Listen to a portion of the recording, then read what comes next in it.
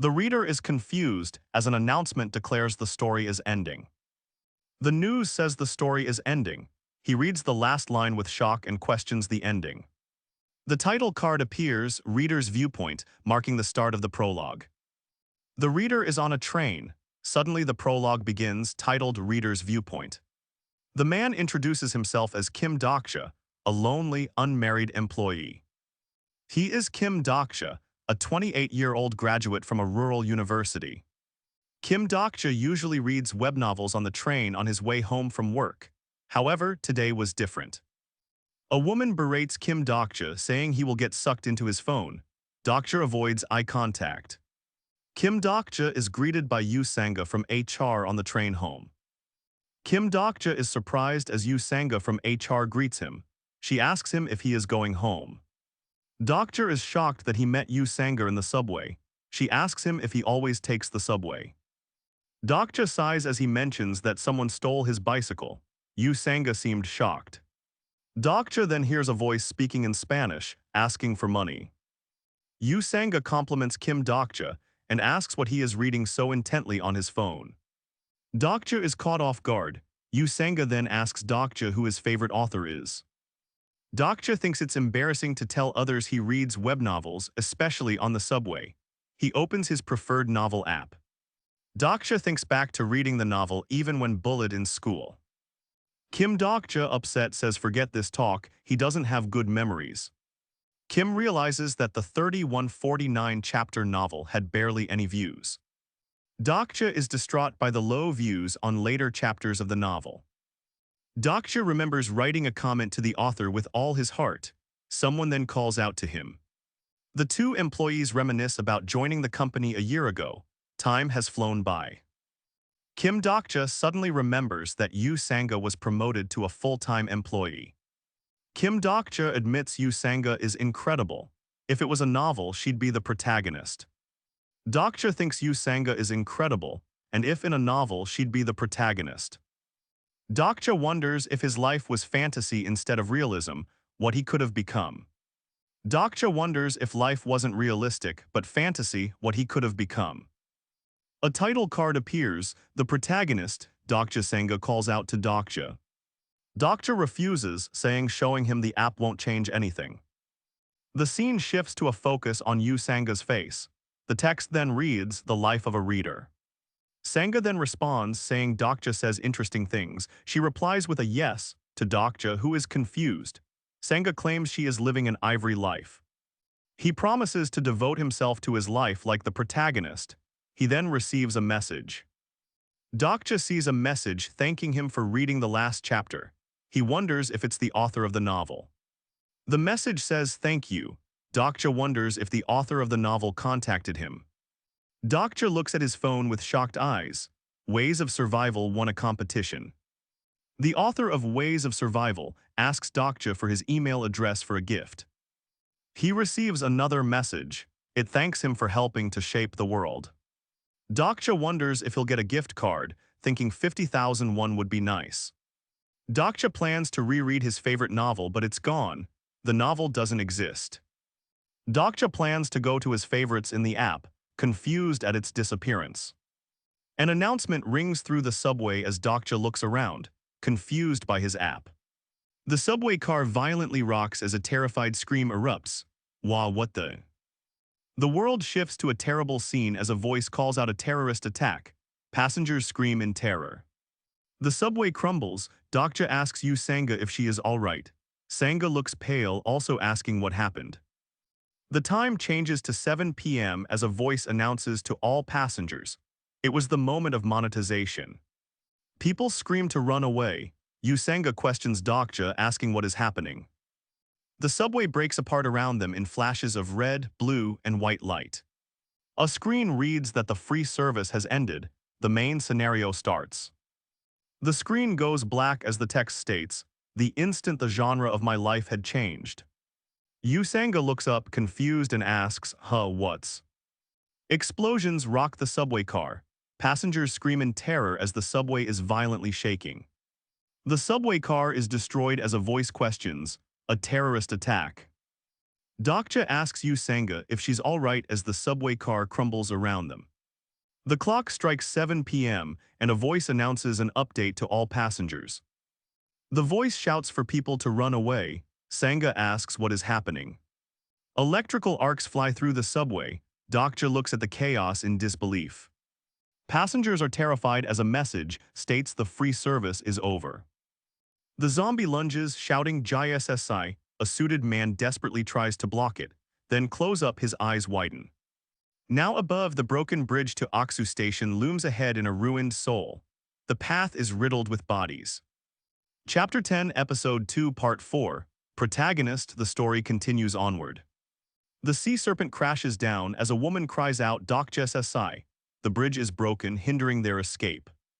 Lee Gil-young and Lee Hyun-sung made it across safely. Dokcha wonders, what do I do now? With a constellation's help, a Deus Ex Machina has been activated within the scenario. What could it be? The Deus Ex Machina is a light bridge only even numbers can cross. JSSI is heard in his head. A constellation intervened to help Yu Sanga, a rare occurrence indeed. Deus Ex Machina. Dokcha wonders who Yu Sanga chose as her sponsor, activating character list. Dokcha is confused, he can't see anything special. Then Yu Sanga cries "JSSI," someone shouts behind.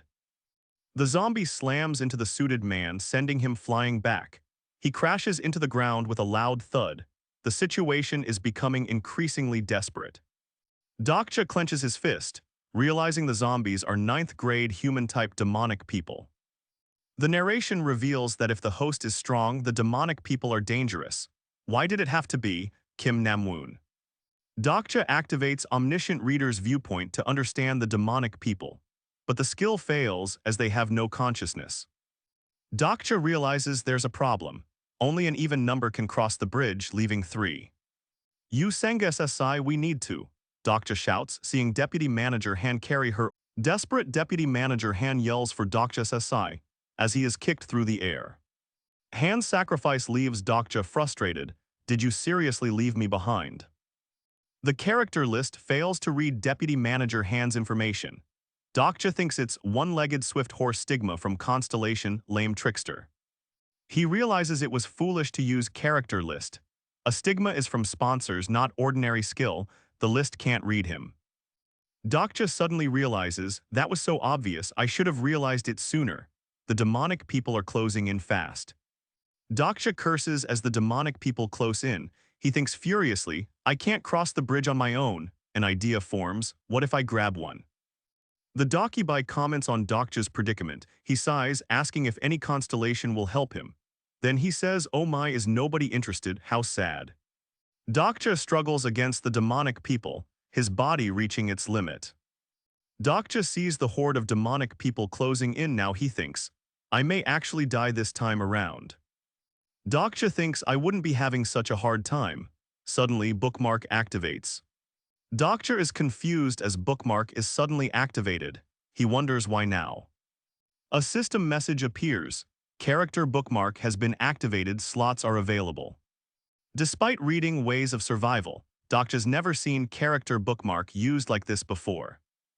With Bookmark activated, Dokcha instinctively knows how to use the new power. Kim Nam-woon is saying die, die, die. A shadowy figure declares, a new world requires new laws. Bookmark 1 is activated. The system displays, your understanding of the character is low. Above, Blackening LV1 has been activated. The zombie lunges forward with a knife. Black ether surrounds Kim Nam-woon as the demonic people become stronger. Dokcha must act fast with his new power. Dokcha must act fast. The black ether strengthens the demonic people. The suited man bleeds out thinking, I don't want to die. Dokcha turns, ready to fight Nam-woon. The system alerts Dokcha, his understanding of Kim Nam-woon has increased. Bookmark 1 has been deactivated. Amidst the demonic horde, Kim Nam-woon says, sheesh, I'm exhausted. Another replies, really. Kim Nam-woon thinks he's late, Dokcha arrived by now. Suddenly, he unleashes Blackening against the demonic horde. The horde of demonic people descend upon Dokcha, their eyes glowing menacingly. Time is running out. With newfound resolve, Dokcha glares ahead, blood splattered on his face. I won't die here, he mutters to himself. The Deus Ex Machina suddenly disappears, leaving the survivors stranded. Zombies are now rapidly approaching the survivors. Kim Dokja attacks the zombies with a knife. He must survive. A zombie falls with a thud at Kim Dokja's feet, defeated quickly. The title card reads Omniscient Reader's Viewpoint as the story begins. Kim Dokja stares forward, seemingly unfazed by the dire situation unfolding around him. He draws his sword, ready for a fight. The zombies close in, ready to attack. A survivor falls, fear etched on his face. "You, who are you?" a voice calls out. He's asked to face him but knows it is impossible. Character list activates. A hand reaches out as if to grab something. Has someone new appeared? A figure chokes, clutching his throat from a sudden attack. Kim Dokja coughs, recovering from a surprise blow. Yoo Jung-hyuk demands, "You, how the hell are you alive?" He's the one with the grip on Dokja's throat, the regressor Yoo Jung-hyuk. Yoo Jung-hyuk glares down as the title card appears. The Grand Tragedy. Yoo Jung-hyuk concentrates but can't see through some barrier. Yoo Sanga calls out to Dokja worriedly. Part 5 continues. The building crumbles in the background, destruction everywhere. Yoo Jung-hyuk demands Dokja's name. Kim Dokja, stunned, simply replies, "What?" Yoo Jung-hyuk thinks about his attitude and calls him the protagonist. Yoo Jung-hyuk thinks Kim Dokja's name is odd. Kim Dokja responds, "I get that a lot." He then kicks him away in retaliation. Yoo Jung-hyuk assesses him. A sturdy body, looks like you've already got the hang of using coins. He then warns, "Don't waste your breath, just answer my questions." Yoo Jung-hyuk demands his answer. Dokja replies with, "Fine," giving in to the question. Yoo Jung-hyuk tells Dokja to watch your tongue. Dokja responds, "I don't want to." Then Dokja punches Yoo Jung-hyuk hard. Jung-hyuk is sent flying from Dokja's punch. Yoo Jung-hyuk says, "So you're the one who needs to watch his tongue." A system message pops up. Yoo Jung-hyuk is wary of you. Yoo Jung-hyuk asks Dokja if he knows him. Dokja notes he's from a novel, a plot point. "You're famous, I was once a fan." Yoo Jung-hyuk recalls being resented and cheered for 3,000 chapters. A fan? Haven't heard that in a while. The landscape has changed, Yoo Jung-hyuk realizes. Kim Dokja retorts, "I can see that myself." Yoo Jung-hyuk asks how he survived. Dokja realizes it's obvious he knows too much just by looking at him. What should he say to convince this regressor? Dokja thinks, as the system indicates his understanding of Yoo Jung-hyuk increased. Exclusive skill ready. Dokja realizes that he can read Yoo Jung-hyuk's thoughts. Kill him. The clock ticks down with only 5 minutes left. A message appears, survived by killing insects. Dokja explains he was lucky to find the bug cage due to an explosion. The future has completely changed, he thinks. Kim Nam-woon and Lee Hyun-sung were supposed to survive. Dokja remembers causing the explosion. Yoo Jung-hyuk thinks, no, even if that's the case, it's still suspicious. Yoo Jung-hyuk suspects Dokja killed Kim Nam-woon. He thinks Dokja might be useful but is also dangerous. Dokja disagrees with his assessment. Dokja realizes that is Yoo Jung-hyuk's SS grade skill. The attack is powerful and unexpected. Yoo Jung-hyuk has Eye of Sage. Dokja thinks this is beneficial to him. Exclusive skill Fourth Wall is activated. Dokja grunts in pain. Fourth Wall has detected the use of Eye of Sage. Dokja is shocked by the activation of Fourth Wall blocking Eye of Sage. What's going on? Dokja is caught off guard, gripped tightly by Yoo Jung-hyuk. Jung-hyuk angrily demands, "Just who are you, bastard?" Dokja groans in pain. The message Fourth Wall has blocked Eye of Sage appears. Yoo Jung-hyuk's skill failed to identify him. Despite the skill failing, Yoo Jung-hyuk is still enraged and grabs Dokja by the throat. "Just who are you?" he demands. Dokja realizes his Fourth Wall skill worked, blocking Yoo Jung-hyuk's ability. He's shocked that he even has such a skill. Yoo Jung-hyuk's eyes glow menacingly. He thinks he must kill Dokja. Dokja realizes he needs a plan and trustworthy companions. Yoo Jung-hyuk demands to know how Dokja knows so much, suspecting he's a regressor. Dokja brushes this off. Dokja declares he knows of a future Yoo Jung-hyuk doesn't. The skill Lie Detection has been activated against Dokja. Yoo Jung-hyuk is shocked. Impossible. Another prophet besides Anna Croft in South Korea. Yoo Jung-hyuk asks if Dokja can use Future Sight. Dokja answers with something similar. Dokja states Yoo Jung-hyuk has special powers and knowledge of the future. He also says his knowledge isn't perfect. Dokja suggests being Yoo Jung-hyuk's companion, filling in his missing pieces. Yoo Jung-hyuk thinks that a prophet or Dokja as a companion would be helpful, but questions if he can trust him. Only 50 seconds remain. With only 40 seconds left, Yoo Jung-hyuk declares he'll make Dokja his companion. Yoo Jung-hyuk knees Dokja in the gut. Dokja coughs as Yoo Jung-hyuk's attack sends him flying. He crashes into a train car on the tracks below. A Deus Ex Machina even bridge appears. Only an even number of people can cross it or it'll disappear. Meanwhile, people wonder about Dokja. Dokja internally sighs with relief, thinking he's convinced the damned regressor. He's glad to be alive, at least for now. Dokja's vision blurs as the message that omniscient reader's viewpoint deactivated appears. He's relieved he joined Yoo Jung-hyuk early. Yoo Jung-hyuk, still skeptical, grabs Dokja again. If you're a prophet, you know your future, right? Dokja crashes, coughing up blood. He has a bad feeling. Something is coming from below. Through the debris, a giant clawed hand reaches for him. Will I? The massive hand closes in around Dokja. Yoo Jung-hyuk demands Dokja let go. Dokja curses Yoo Jung-hyuk, calling him a psycho. Dokja survives the hand attack. He knows more about Yoo Jung-hyuk than anyone. Before that, I have two things to say, he says. Dokja hopes Yoo Jung-hyuk will treat him fairly. He also promises to cooperate, but Yoo Jung-hyuk needs to do the same. Maybe, so what's your answer? Yoo Jung-hyuk tightens his grip.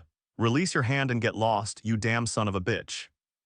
Dokja gasps, sensing immediate danger. Yoo Jung-hyuk shouts as something rushes toward them. With a sinister grin, Yoo Jung-hyuk says, I believe you now, you definitely are a prophet. Dokja asks himself seriously, as he's launched into the jaws of a gigantic monster. Amidst the chaos, someone shouts, son of a bitch. A figure falls through the water, car wheels and debris surrounding them. Fighting the current, he thinks, this hurts, I need to hold on, can't lose consciousness. People struggle in the raging waters. Gasping for air, he coughs up water, relieved to be alive. I managed to reach the stomach safely. Kim Dokja is falling through the wreckage, unsure of what lies ahead. Despite surviving the fall, says, wow, what an incredible sight, got it. Dokja struggles to swim, fighting the churning water. He gasps, ha, ha. Dokja struggles in the water, calling Jung-hyuk a psycho. Dokja realizes he needs to become Jung-hyuk's companion to survive. It's because Jung-hyuk trusts no one. Dokja realizes Jung-hyuk sees people as tools or enemies, making this a test. Check message log. The constellation, demon-like judge of fire, nods. Secretive plotter is disappointed in Dokja's rash remarks. The ichthyosaur moves. According to ways of survival, it will soon secrete stomach acid. Dokja continues to swim, dodging debris in the churning water. Suddenly, an adorable Dakibai appears, radiating power. Dakibai? Yes, that's correct. You don't know. The Dakibai remarks on Dokja's lack of surprise. Dokja thinks, just you wait, Yoo Jung-hyuk, I'll survive your test. Dokja thinks he will also become strong enough to rival Jung-hyuk, who says he won't have a choice. Dokja resolves to become Jung-hyuk's companion and asks if Jung-hyuk waited. The Dakibai agrees to Dokja's request, and Dokja asks if the price to be paid is coins. Dokja urges the Dakibai to take his coins if he fails. The Dakibai asks why the price wouldn't be Dokja's life. Dokja surfaces, sputtering. The Dakibai notes Dokja's clever deduction and the constellation's interest in him. As Dokja resurfaces, the Dakibai demands 5,100 coins to survive. 5,100 coins. Dokja thinks the Dakibai is joking, but the Dakibai says death is an option. Either the coins or his life. Dokja tells the Dakibai to kill him. The Dakibai is confused by Dokja's bold declaration and asks, what? The Dakibai asks if Dokja can do it. The Dakibai thinks Dokja's current predicament is entertaining. Dokja wonders if constellations are watching him. The Dakibai, infuriated by Dokja's defiance, calls him a low-grade Dakibai. The Dakibai asks Dokja how life as a streamer is, surprising him. He wonders how the Dakibai knows his name. The Dakibai is stunned. Tell me, how is an ordinary human so well informed? The Dakibai asks how an ordinary human is aware of the star stream. Dokja replies it's not important. Dokja asks if Bihyung wants to be the king of the Dakibus and best streamer. Dakibai Bihyung extends his hand, inviting Dokja to sign a contract. Sign a contract with me, I'll make you the. The Dakibai Bihyung ponders Dokja's contract, aiming to become king of Dakibus. The Dakibai Bihyung is offered a tempting deal by Kim Dokja. The Dakibai's eyes gleam, grinning as he watches Kim Dokja make his decision. Ha, ha. The Dakibai realizes Kim Dokja's craziness. He remembers the sponsor selection. Indeed. Ignoring the sponsor selection, Dokja reveals his knowledge of the Star Stream broadcast. He declines the Dakibai's offer. Kim Dokja firmly states that he needs Bihyung's channel, not his strength. Bihyung finds it hilarious a human dares to ask for a stream contract. You, with no sponsor. Bihyung explains constellations subscribe for fun or to find an incarnation. To succeed you need to satisfy one of them. Bihyung scoffs at the thought, wondering how Dokja would get subscribers. There's no way that's possible.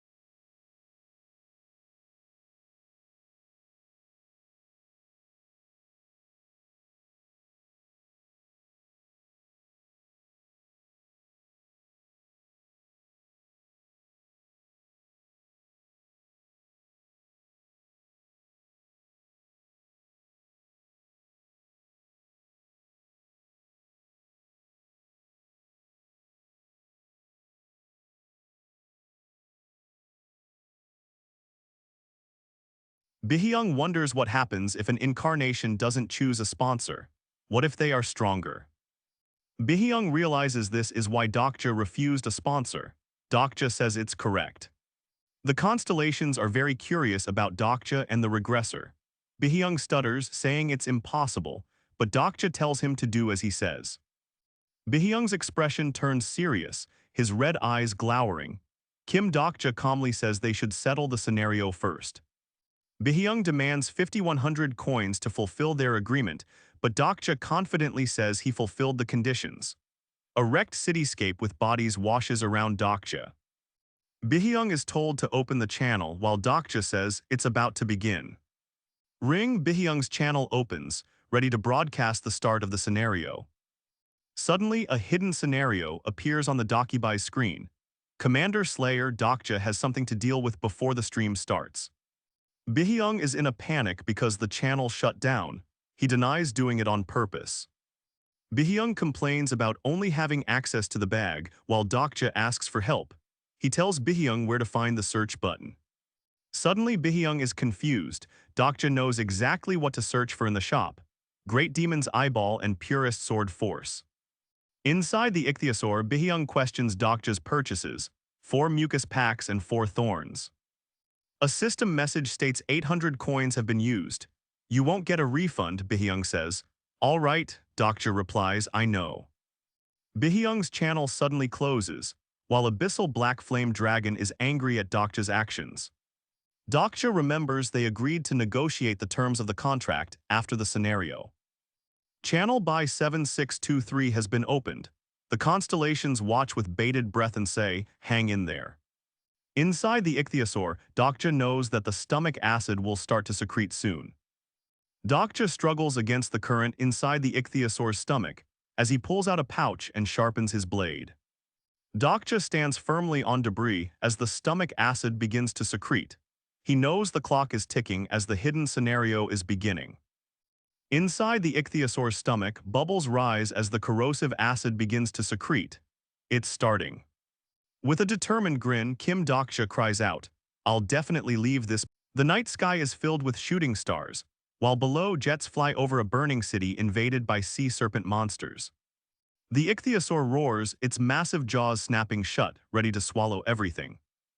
The ichthyosaur swallows Dokja whole. He braces for impact, the monster's stomach churning violently around him.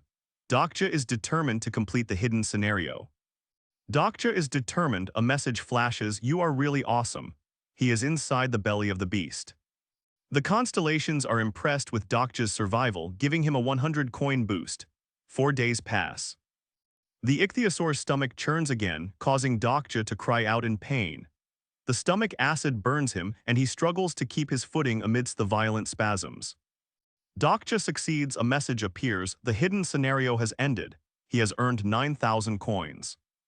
Dokja lies battered but alive after the battle. "I survive," he thinks. Dokja uses the thorn to plug the ichthyosaur's digestive fluid leak. The constellations are smiling. Dokja bought mucus of the hammer seahorse. He slathers the slime all over his body before beginning his attack. After, he calms his thirst and hunger using the thorn. Dokja's stamina increases. He explains his plan, the slime protects against the acid. Dokja slams the thorn into the ichthyosaur's flesh with all of his strength. Dokja decides to sell an item at the Dokibai auction. "I'm going to sell this. It must be broken faith." Dokja stares at Bihyung, who presents a stream contract for the two of them. Bihyung shows Dokja the contract. "I am the gap, don't humans like this, it doesn't mean anything." Bihyung insists on a 5-5 split, offering to waive his channel fee.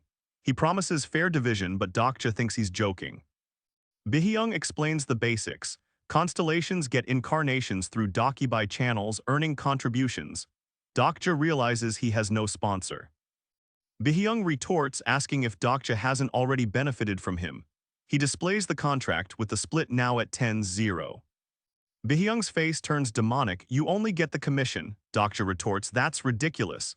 Bihyung offers 7-3, then 8-2, finally 10-0. The constellations complain about the Dokibai channel. The announcement is ending. "Can't you see the constellations are complaining?" Bihyung asks if Dokja will sign, and Dokja agrees, adding, "Yes, and something else, give me 5,000 coins." Dokja bursts from the water, gasping for air. He stumbles ashore, exhausted and covered in slime. "It's been 4 days since I've seen the outside," he thinks, relieved. Bihyung is pleased with Dokja's signature. Dokja thinks it's funny he's never had a contract before. His fourth wall is active. Dokja finds his fourth wall skill active, but realizes something is interfering with the system. Dokja thinks that this skill is absolutely for Dokibai. A message appears stating Dokja has entered the second main scenario. The land is deeply polluted, causing Dokja to groan in discomfort. A message appears, "You have been exposed to poisonous fog." The abyssal black flame dragon smiles. A notification appears that the area is contaminated. Dokja bites down on the Ella's monkey lungs item. A woman in a mask cries out for help, terrified. As she's on the ground, we transition to Dokja picking her up bridal style and running away. Dokja realizes Aksu station is destroyed and the next station is closed. Maybe on the other side. Dokja, with Ella's monkey lungs still in his mouth, sees the fourth underground exit. 1-2, he braces for a sudden impact. People refuse to open the door, saying the space is full. Dokja wonders if this was ever mentioned in the novel he read. Isn't that strange? People scream as something large approaches. Dokja, carrying the woman, breaks through a door. "You have entered a safe zone." Dokja tells the woman to bite down on the antidote. He wonders if the novel had any extras like her and considers that she might be fated to die. He thinks about checking her character list. Suddenly someone shouts, "There, that's him." A man demands to know who Dokja is. As Dokja confirms his name, the man screams, "Who asked to know that?" 2 men approach, demanding Dokja hand over the woman to them. He questions the situation. A system message appears, indicating a bounty scenario is about to take place. Dokja says, "Not bad for me." The man hopes they appear soon or he might actually die.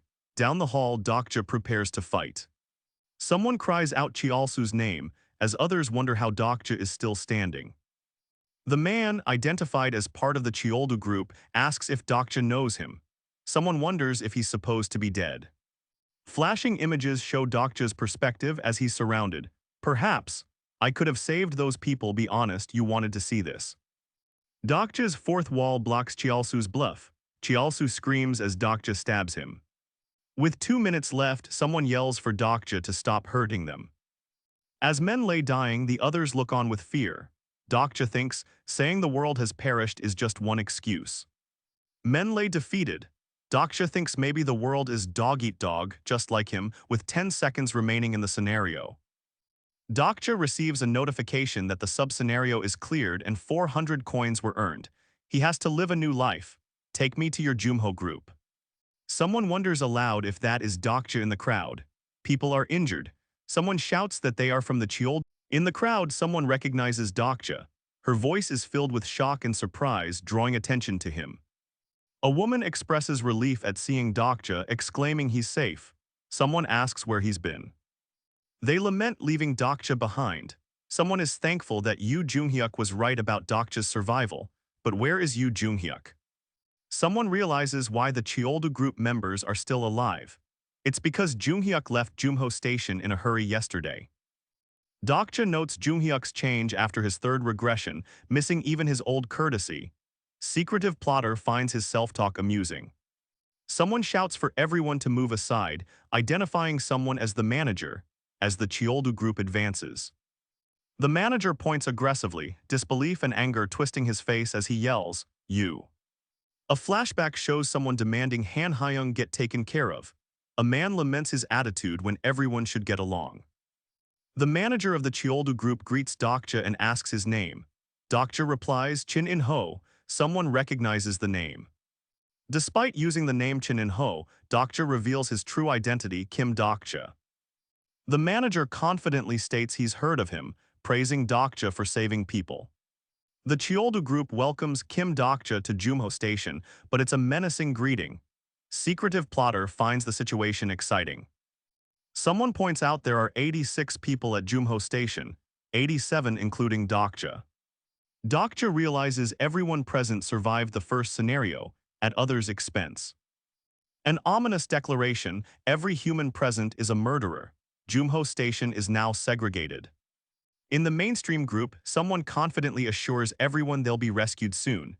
In the marginalized group, a child sadly says they're hungry. Others are saying not to lose hope. Someone in the marginalized group is filled with hope, we can get out. The mainstream group controls food distribution, but it will run out soon. They're sending people to search outside. Heewon was sent too. Someone notes Lee Hyun-sung didn't join the mainstream group. They received a love call. The manager reflects on his morals, deciding he shouldn't have accepted the Cheoldu group's actions against the marginalized group. Dokja's words echo, hypocrisy is good, that feeling in your heart, don't forget it.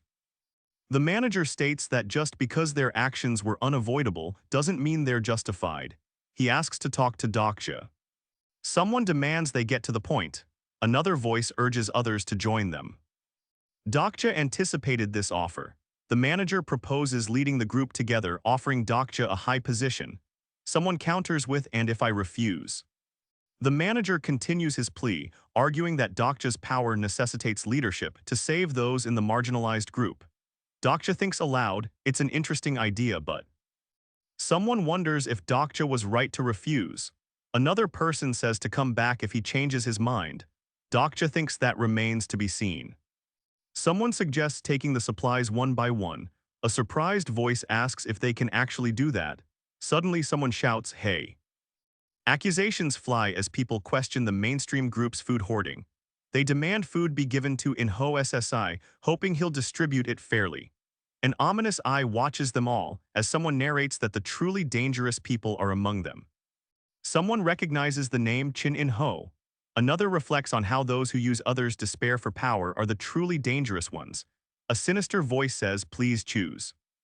Someone shouts, recognizing Dokja by his assumed name, Chin In Ho. A system notification appears about the second main scenario. Yong Hee-won offers to pay for the help, however she is refused. She declares that she doesn't want any freebies. Yong Hee-won apologizes, realizing her mistake. She declares she won't accept charity. She says she'll pay from now on. He concedes, saying if you insist, all right. Doctor explains that everyone can transfer coins. It's as easy as pressing fingers and announcing the amount. Lee Gil-young gives Dokja 20 coins. Dokja asks why. Another survivor questions Dokja's pricing. He retorts that at this rate they won't survive. Someone only Lee Hyun-sung says Dokja should rest, but Dokja declares he has a job. What job? Dokja hesitates, unsure how to explain. Dokja and the others have reached Jumho Station. A woman gasps, "Oh my god, everyone wanted to flee here." Dokja thinks that Young Hee-won is beginning to lose her initial kindness. Inside Jumho Station, the leader announces food rationing is being put in place. Only 1 pack of biscuits per person. Someone suggests that they join the scouts to get more food. Almost no scouts return though. The crowd reacts to the food distribution. They realize there may be other ways to get food. Some wonder what Dokja said. Apparently he said something quite good. A voice declares Kim Dokja is right. Someone states that everyone must prove their worth to get food. Chin In-ho used incite skill on the crowd. It was the incite skill. In the end, the mainstream group became the food monopolizers again. Isn't the aim to undermine their monopoly? The group wonders what Dokja is planning. Usanga says she trusts him. He smiles, then says, "Nope, I sold it all." A woman tries to convince Dokja to believe in the plan, even if it's difficult. Dokja questions someone who offers him food. "You want me to eat it?" "It's all right, you eat it," the person replies. Someone then asks if people still have food. The mainstream group declares that buying food would be best, but 200 coins. A voice warns that everyone who went that way is dead, gang members or not. Surely you don't intend to go that way. The man looks at Dokja and asks if he was properly thanked. He says he'll say thank you again anyway. Dokja realizes something. Young Hee-won was supposed to die if he hadn't interfered. She's a strong candidate even without sponsors. Young Hee-won notices that the scouts are dragging women and the elderly. She wants to stop them. Dokja wonders if she'll let them starve. Young Hee-won is angry at Dokja's plan. How can the scouts take women? Dokja thinks the food situation won't improve even if they stop the scouts. He notes Young potential. He says food is the problem. Dokja says to eliminate the problem as a Dokibai is summoned to the station. An unknown Dokibai says he will be in charge. He notes that everyone is peaceful.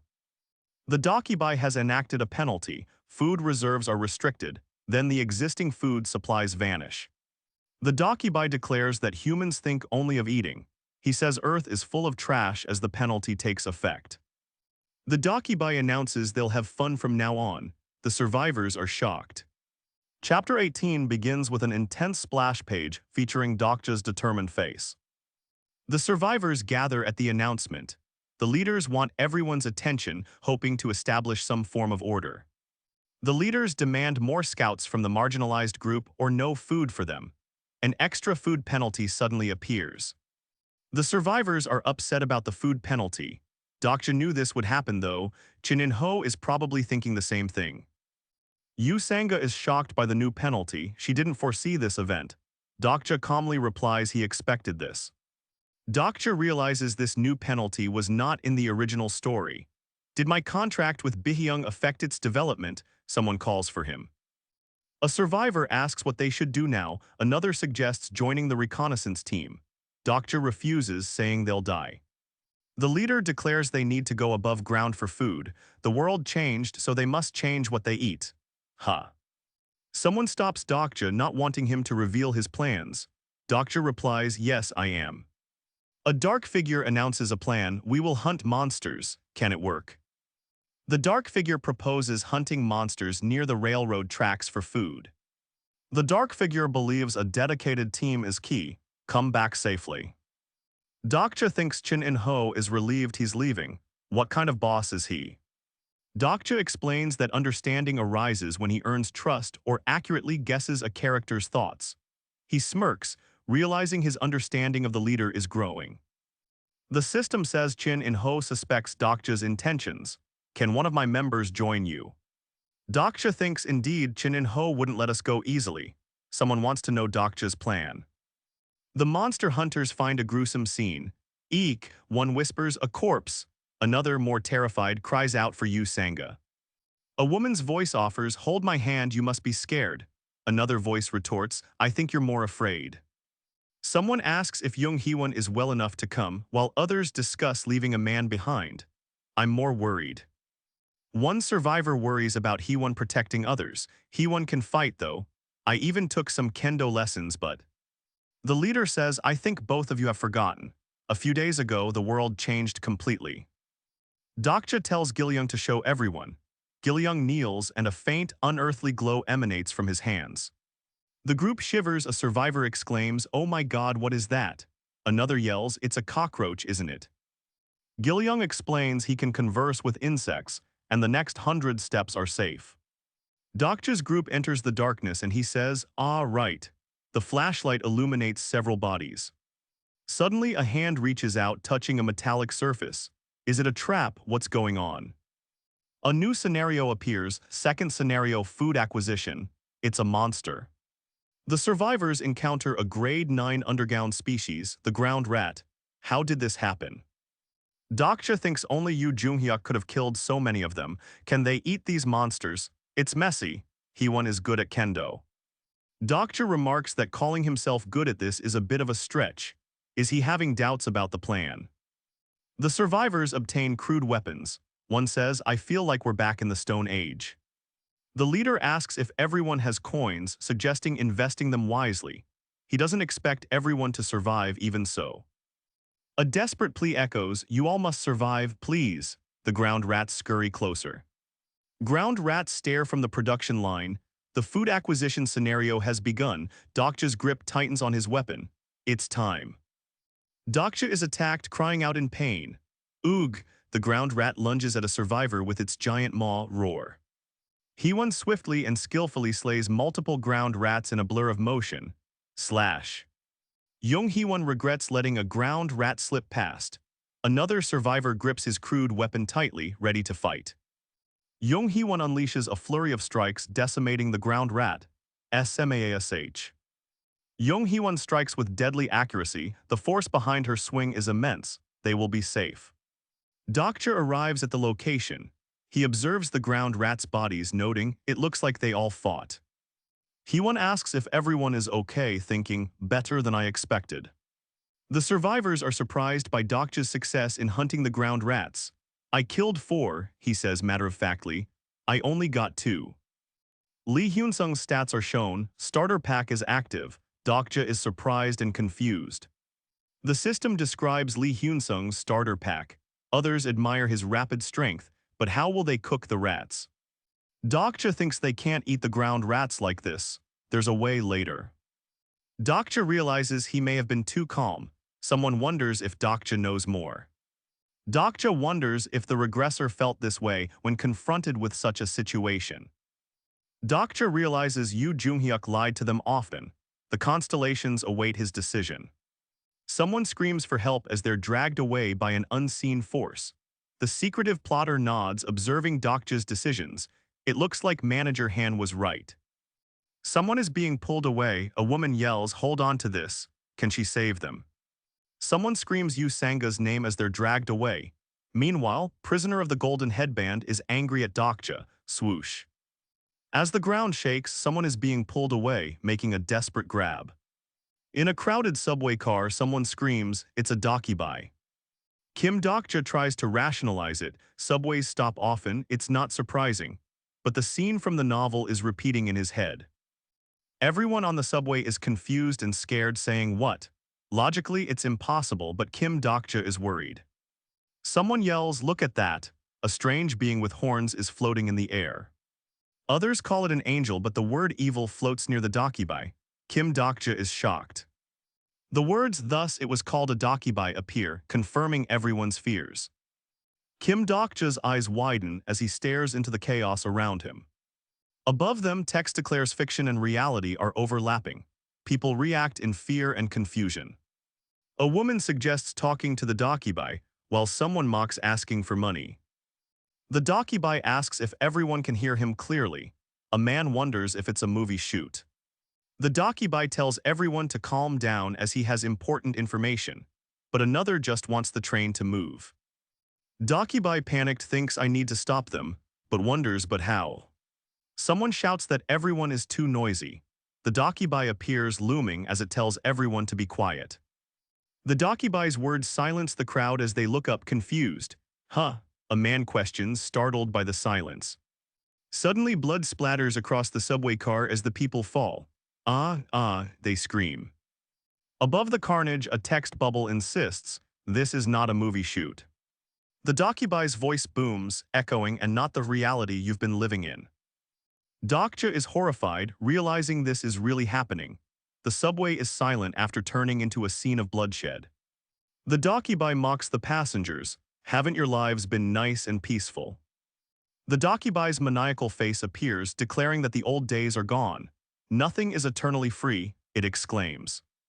From the ground, someone nervously asks, are you asking for money? The Dakibai grins wickedly. Manager Han's connections got him his job. A rich man offers the Dakibai all his money. Another flaunts his business card. The Dakibai asks if he's being offered money. A man promises as much as he wants. Money, plant fibers, the Dakibai muses. A man glows with heat as his contract burns. Another warns that paper is worthless. The Dakibai laments the passengers' debts and proposes a way to earn money. Buy 7623 channel is open. Amidst the chaos, the text proclaims the constellations have entered. People scream in terror. The passengers are now scared and confused after the sudden bloodshed, muttering, what's this? And Dokja stares intensely at the scene unfolding before him. Kim Dokja's eyes widen in horror as a message appears.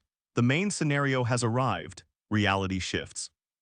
A screen appears with the words Main Scenario 1, Proof of Value, kill 1 or more lives. Displayed, the Dakibai wishes them luck.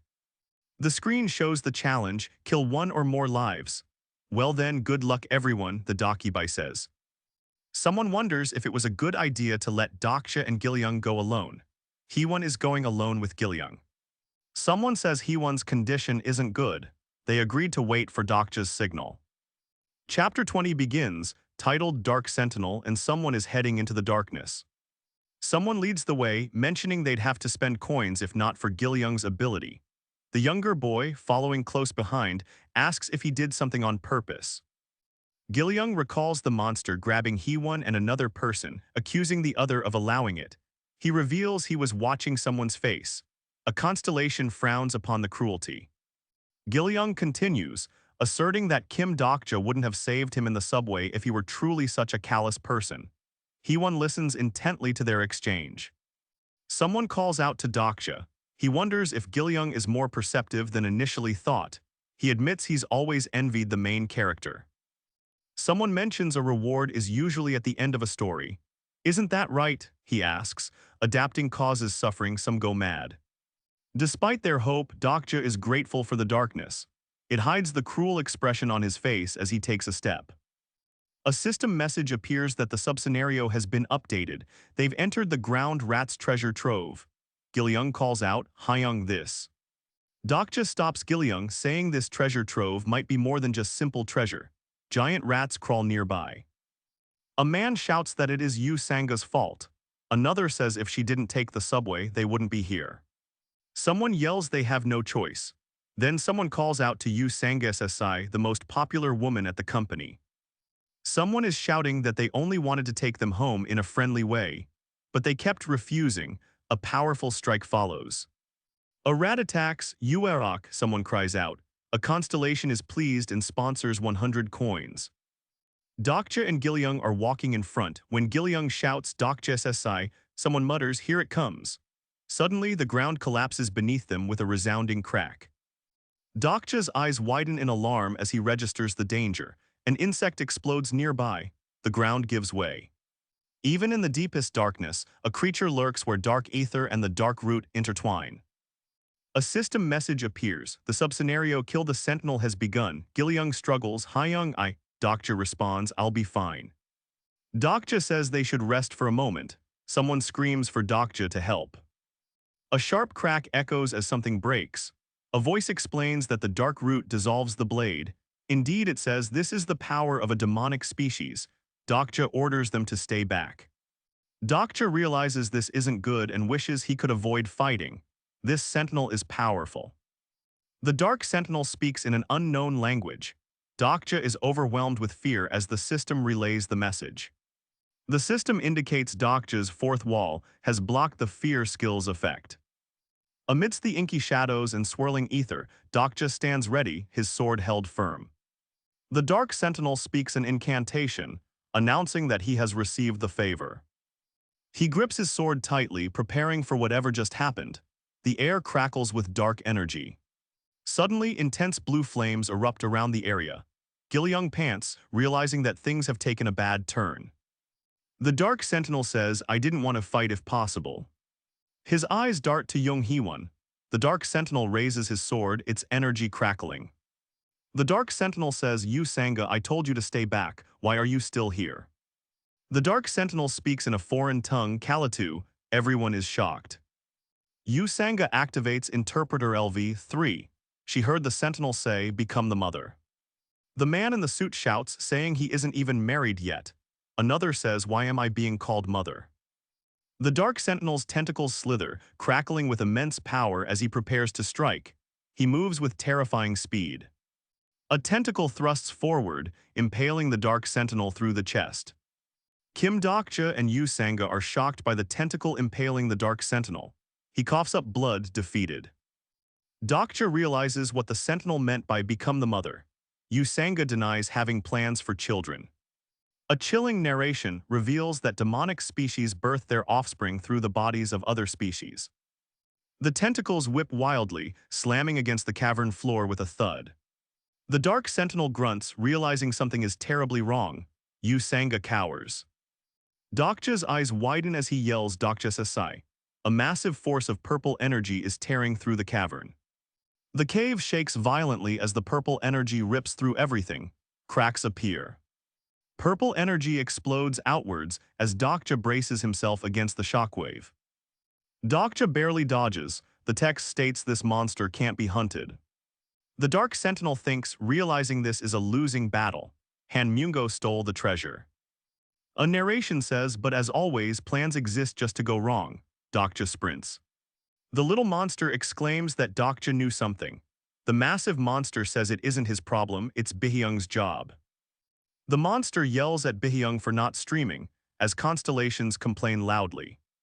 Bihyung thinks this will be interesting, while on the other side of the cave Dokja gets a notification about his auction. Dokja decides to put Broken Faith up for auction. A voice wonders how he knew about the feature.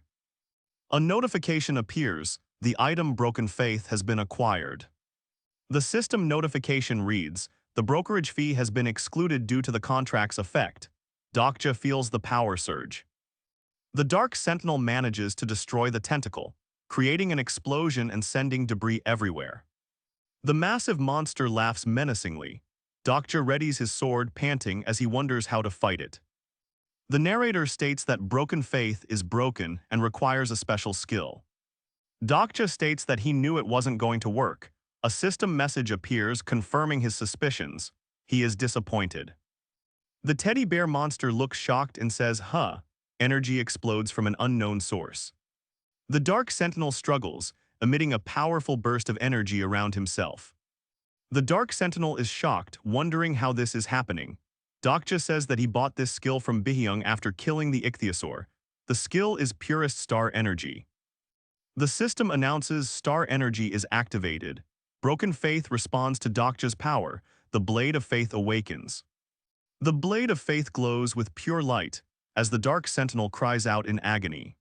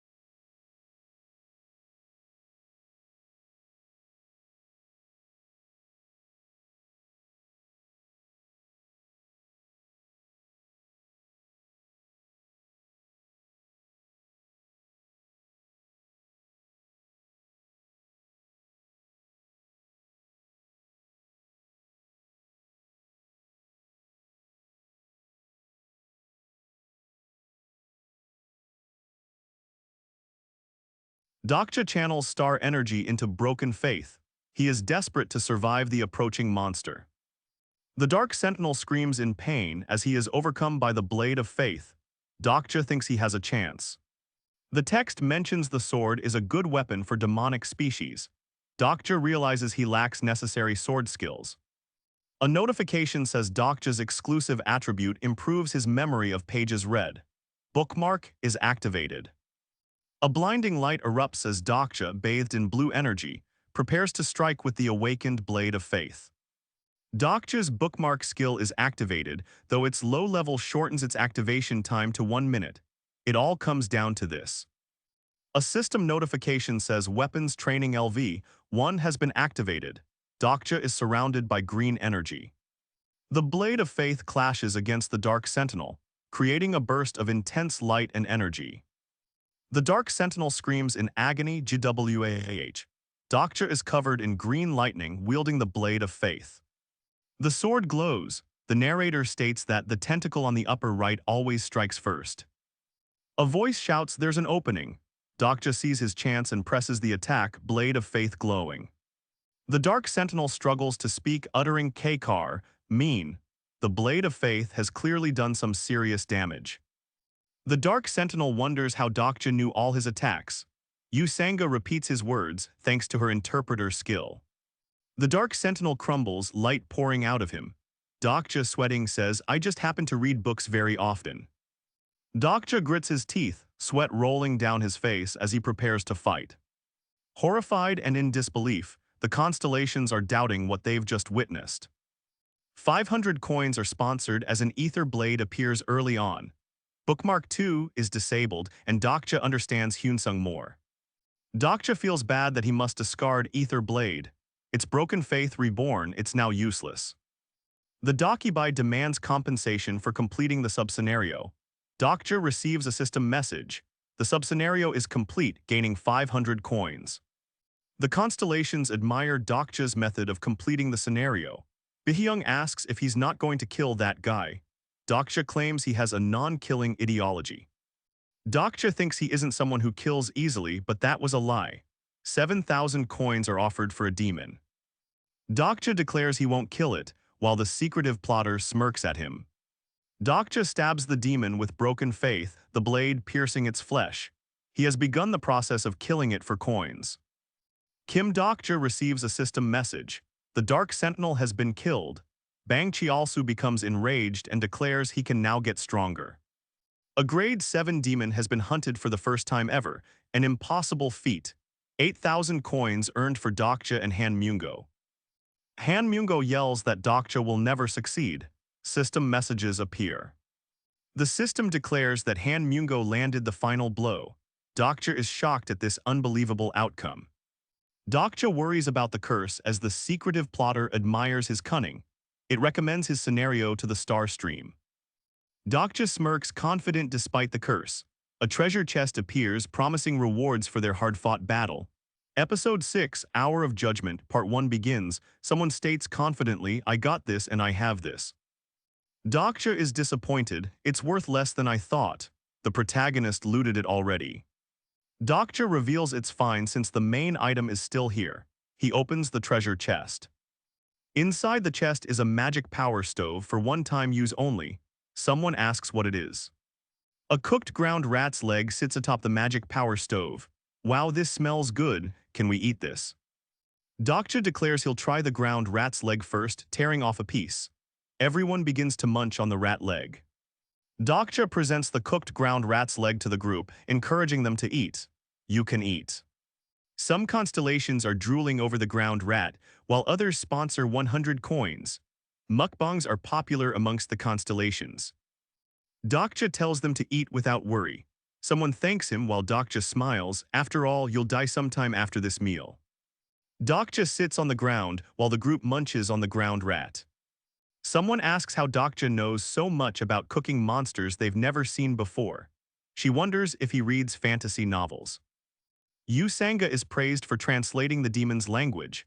Someone noticed her staring at the box, carved with unknown letters.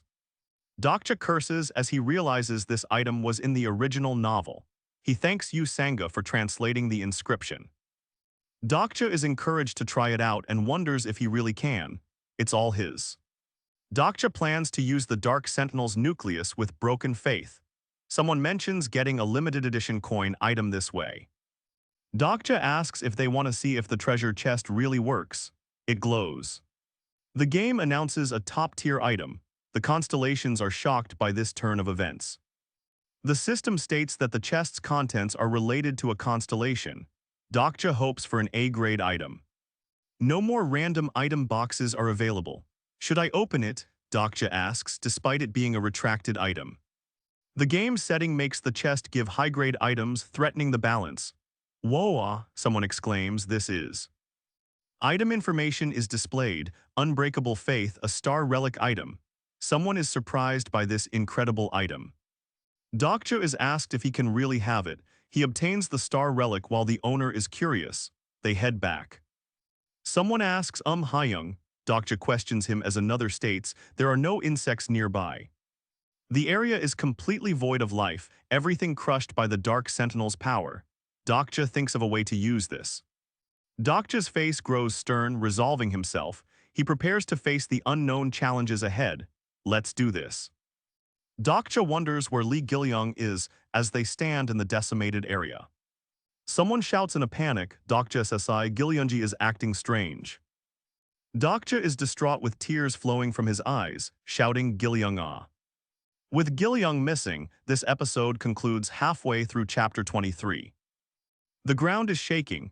No way, the surface is swarming with high-level monsters, Dokja yells. He desperately calls out to Lee Gilyoung, trying to snap him out of whatever state he's in. Dokja realizes the monsters are being controlled. He shouts at Gilyoung to cancel his skill. A giant mantis monster appears. The giant mantis towers over the station, its mandibles clicking menacingly. Lee Gilyoung states that he stopped it. The others are in shock at what just happened. One survivor asks if he's Boy Faber. Dokja warns Gilyoung not to use his powers unless he says so. He says, if you wander, you'll get lost. Dokja suggests he can take Gilyoung's place as a guide. Then Sangha volunteers, stating she has a similar skill. Dokja says it's not that he doesn't trust her. He warns her not to tell anyone about her personal attributes. Revealing sponsor details can be dangerous. Dokja activates character list, wishing he could use it on Sangha. He's shocked when the skill starts analyzing an unknown person. Dokja stares at the character list results, recognizing information he shouldn't know. A message announces Bihyung's channel has been reopened. He angrily yells about someone messing with it. Then he happily greets everyone. Bihyung asks if they've been good while he was gone. A survivor is currently eating a large chunk of meat. Bihyung angrily asks what they did while he was gone. He admits he used Dokibai communication only meant for them. Bihyung explains that the bureau called him out for closing the channel early and adds. He's surprised Dokja knows about his past. Bihyung glares at Dokja, asking if he created the coin item box. Damn, if only I wasn't greedy in the past, Bihyung thinks. Jung Hyewon asks if he obtained any more items. Dokja realizes Lee Hyun-sung has some loyalty towards him. He wonders, aren't there any items I could use? Someone admits that they're envious of him, but Jung-hyuk states, nope. They ask about his sword, but he replies, it's mine. The group finally arrives at Jumho Station. Someone asks, what's this? Why is the atmosphere so tense? A message says the survival fee deadline is coming soon. A mother begs for coins. People beg for coins, promising to pay back later. One man offers 10 million for 100 coins. A woman demands the coins she's owed. The survivors menacingly ask if she really worked as a scout, suggesting she join them. Chialsu and In-ho are furious at Dokja's return. The system shows Jung Hyewon's attribute is about to awaken. In this world, coins are power. Chin In-ho grins using Insight LV2. He boasts of having the most coins in Jumho Station. The crowd asks about coins. Someone desperately begs Dokja for 100 coins to survive the night, asking if he's Dokja SSI. The man asks Dokja if he will abandon everyone, saying he has coins. Chin In-ho realizes he would lose 2,000 coins to save everyone. People are begging for help. The system states the first scenario is their original sin. 3 constellations are watching Dokja's choice. He surveys the crowd and thinks, I see, all of you want coins. The crowd begs for coins, but Chin In-ho thinks, why would I give any? He scoffs at their desperation. The crowd is getting angry, with someone yelling that he has too many coins. Another says Dokja told them to pay him for food. The crowd accuses Dokja, demanding their coins back. If only you hadn't made them pay, one man shouts. Sangha interjects, defending Dokja and asking everyone to stop. Chin In-ho smirks, telling them to give the coins back. Someone asks, and if I don't? Then a system message appears. The worst-case scenario for you will occur. Someone shouts, pay us coins now. The angry mob shouts, just kill him, everything he has will then come to us. One man yells, die seeking psychopath. Suddenly the crowd is massacred and someone is swinging a metal pipe. One man questions, A. The man with the pipe screams as he's blown away. Someone states, pathetic, this mess all of you are in. A voice echoes, filled with disdain, pathetic, this mess you all are in. With a startled expression, Dokja grips his blade, ready to face the unknown threat. The character list reveals Han Min-sung's stats, a bully with surprisingly high levels. Dokja believes he cheated somehow to get there. Amidst the chaos, someone declares, the truth is I'm not to blame. Someone claims the group is scared of the mainstream group because they're strong. Someone laughs, haha, Dokja says, what nonsense is this? Then asks if anyone's wondered why they are stronger and have so many coins. The system notes the characters around are agitated. Someone asks Chin In-ho how many coins he has. A sinister smile spreads on Chin In-ho's face. Only about 50 survivors remain at Jumho Station. Looking around, Dokja sees fewer survivors. Someone suggests the scouts were killed by monsters. Amid the tension, someone says, fools, use your brains, why only the weak die? He questions how some return stronger. The secretive plotter agrees with the logic. Flashing back, a man yells, if you kill me, all my coins go to you. The constellation prisoner of the golden headband is thrilled and pulling out his hair in excitement. Someone yells for help. Someone wonders who knew they'd get coins for the kind of person they killed. Another asks, can I kill someone next time? Someone shouts in Ho SSI, another cries, H, how could you have done this to us? Panic fills the station. A voice booms, commanding the weak to fight for their pride. Chin In-ho smiles deviously as constellations mark him evil. Chin In-ho stomps on someone's head, confirming his brutal control over the station. Dokja stands with his glowing blade, declaring, this is the kind of world that you now live. Someone cries, I know. Another shouts, I know, damn it, you sons of bitches. Betrayal cuts deep as a man is stabbed. A child cries out for their mother. Someone shouts about the train, a fight erupts as others wield weapons. A desperate fight for survival begins. Han Min-sung yells die as he fights with a glowing energy weapon. Screams of terror echo as someone falls victim to the brutal power shift. A desperate cry pierces the air, save me. A desperate cry rings out, save, Kyug. Dokja watches the horror unfold before him. Someone cries out, I said I would be the one to kill this bastard. System message, all evolution conditions of the attribute crouching figure have been met. The system alerts everyone, Young Hee-won's crouching figure attribute is blossoming. The system booms again, this time announcing Young Hee-won's crouching figure has evolved to Judge of Destruction heroic. Young Hee-won stands amid streaks of red energy, her evolved powers radiating outward. Her eyes blaze with righteous fury. A system message notes how much Dokja contributed to Young Hee-won's attribute. He tells her to stand back for now. Han Min-sung shouts his intent to fight while wielding his energy weapon, defeating these guys. Young Hee-won says, is my job now. With intense focus, Young Hee-won activates her exclusive skill, Hour of Judgment. The station is bathed in a foreboding light as she prepares to face her enemies. With Hour of Judgment active, Young Hee-won's blade glows, promising swift justice. The system reveals, all constellations of absolute good agree to use the skill. With Hour of Judgment activated, the scales of justice loom over the station. A swift strike takes someone down, the sound echoing in the station. Fuck, I can't believe I was pushed this far. Chin In-ho, bloodied and beaten, questions, what the hell are my underlings doing? Jung Hee-won's power swirls around her, eyes burning with renewed determination. Jung Hee-won strikes with Hour of Judgment, obliterating Chin In-ho's underlings. Her power is undeniable and her resolve to end this is set. A woman falls, struck down by Hee-won's swift attack. On the ground, Chin In-ho's foot crushes a final victim. Hee-won is the only person standing who can fight back. As Jung Hee-won slashes down enemies, the survivors on the floor succumb to despair and grief. Amidst the fallen, a woman weeps as Chin In-ho's brutality continues. The survivors fall into despair. Jung Hee-won stands victorious amidst the carnage. Bodies litter the floor around her. A man observes the scene of carnage with a cold, calculating gaze. Bodies lay scattered around, a testament to the brutal fighting. Amidst the fallen, Jung Hee-won's face is covered in blood. Someone's hand twitches. A new and dire determination steals her face. Bloodied and broken, the man's insane grin mocks his impending death. Haha, you. The narrator notes how not long ago they enjoyed grilled meat and jokes together.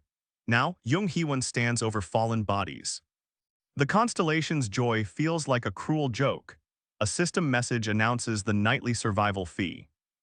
Hee-won watches as Chin In-ho continues his brutal slaughter. The ruthless killer's foot comes down, crushing another helpless soul. Amidst the gruesome scene, Jung Hee-won kneels drenched in blood. Her eyes express a haunted resolve. Bleeding and defeated, someone is ordered to get up. The fight isn't over. Dokja stands grimly over the carnage, looking down. He declares ominously, this scenario is just the start of what is to come. In a moment of desperation, Jung Hee-won clasps Dokja's hand, seeking solace. The aftermath is brutal. Hee-won is cut and exhausted as Dokja is resolute. The survivors are devastated. Barely alive, Chin In-ho laughs maniacally, staring at Jung Hee-won. Haha, you.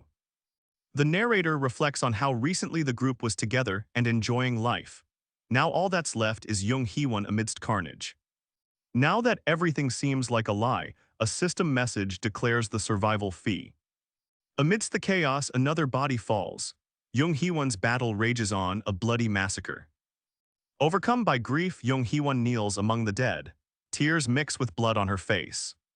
Dokja looks down upon a defeated foe and warns, this scenario is just the start.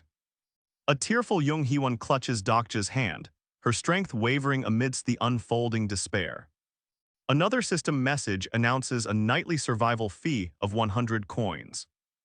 A system message appears. You are currently in the second main scenario area. The group has arrived at Jumho Station. What awaits them inside? A trail of blood and discarded items mark their arrival. A voice asks if they're not coming along. The remaining group decides to part ways. Only 5 people remain behind. Jung Hee-won asks if they're leaving now. Her words implied she would be accompanying him no matter what. She's now known as the Judge of Destruction. They venture forth into the unknown depths of the station, armed with hope. Part 4 begins as Jung Hee-won has given Kim Dokja 1,500 coins. Jung Kim states why she's sharing her coins, saying she feels bad having too many. Kim Dokja asks why. Kim Hee-won hesitates. Kim Dokja says she wouldn't have given up her coins. He responds that he is not like her. Kim Dokja thinks about the coins he received this morning via Baehyung's channel, more than Jung Hee-won could imagine. Kim Dokja thinks to himself that he'll get more coins if Baehyung upgrades. Danger is ahead as they get closer to the main scenario. The second main scenario has been enabled, main difficulty E called Meeting. The system displays the details for main scenario 2, Mighting. What is the first main base? Suddenly a blast of energy rocks the station. A party member says, Yug, what kind of monsters roam underground? Cheongmuro was only 3 stops away, but the tunnel was infested with ground rats. It's understandable they were exhausted. Someone says they should take a break and rest. Maybe some essentials were left behind. Someone asks why they can't rest before reaching Cheongmuro Station. Someone says they can't know if they can rest. The blood suggests Yoo Jung-hyuk may have been involved. A soldier volunteers to look for supplies. Please do. A voice interrupts, actually I'm. But then someone trails off as if thinking about something, now a group. Someone asks if they want to tag along, but another declines, having remembered the women. One states he wants to go to the bathroom. The group stops near the restrooms as someone realizes Dokja is no longer with them. Where's Dokja SI? Someone says Dokja suddenly wanted to go above ground. Another asks if he forgot the air is polluted with poisonous fog. It wasn't just because his companions were tired. Kim Dokja recalls some important information from the novel. Dokja realizes something important as he glances towards an antique key. Found it. Kim Dokja looks up at a giant statue. Where did the key lead him? What's so important here? Standing before Yujeong Samyeongdaeng Monument, someone asks why Dokja went outside. Well, a constellation anticipates Dokja's actions as the group wonders about his religious activity outside. A constellation wearing a straw mat seems pleased with Dokja's actions. 100 coins are sponsored.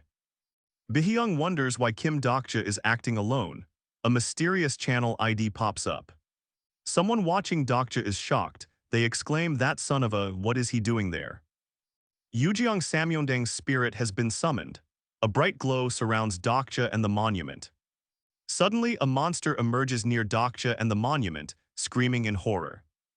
The monster screams at Dokja for summoning Yujeong Samyeongdaeng. A constellation is displeased with his actions. A voice asks if he's gone mad, inquiring if Dokja knows what he's done. Another says, you're just eating. The Dokibai screams, this is no laughing matter, you destroyed a constellation's statue.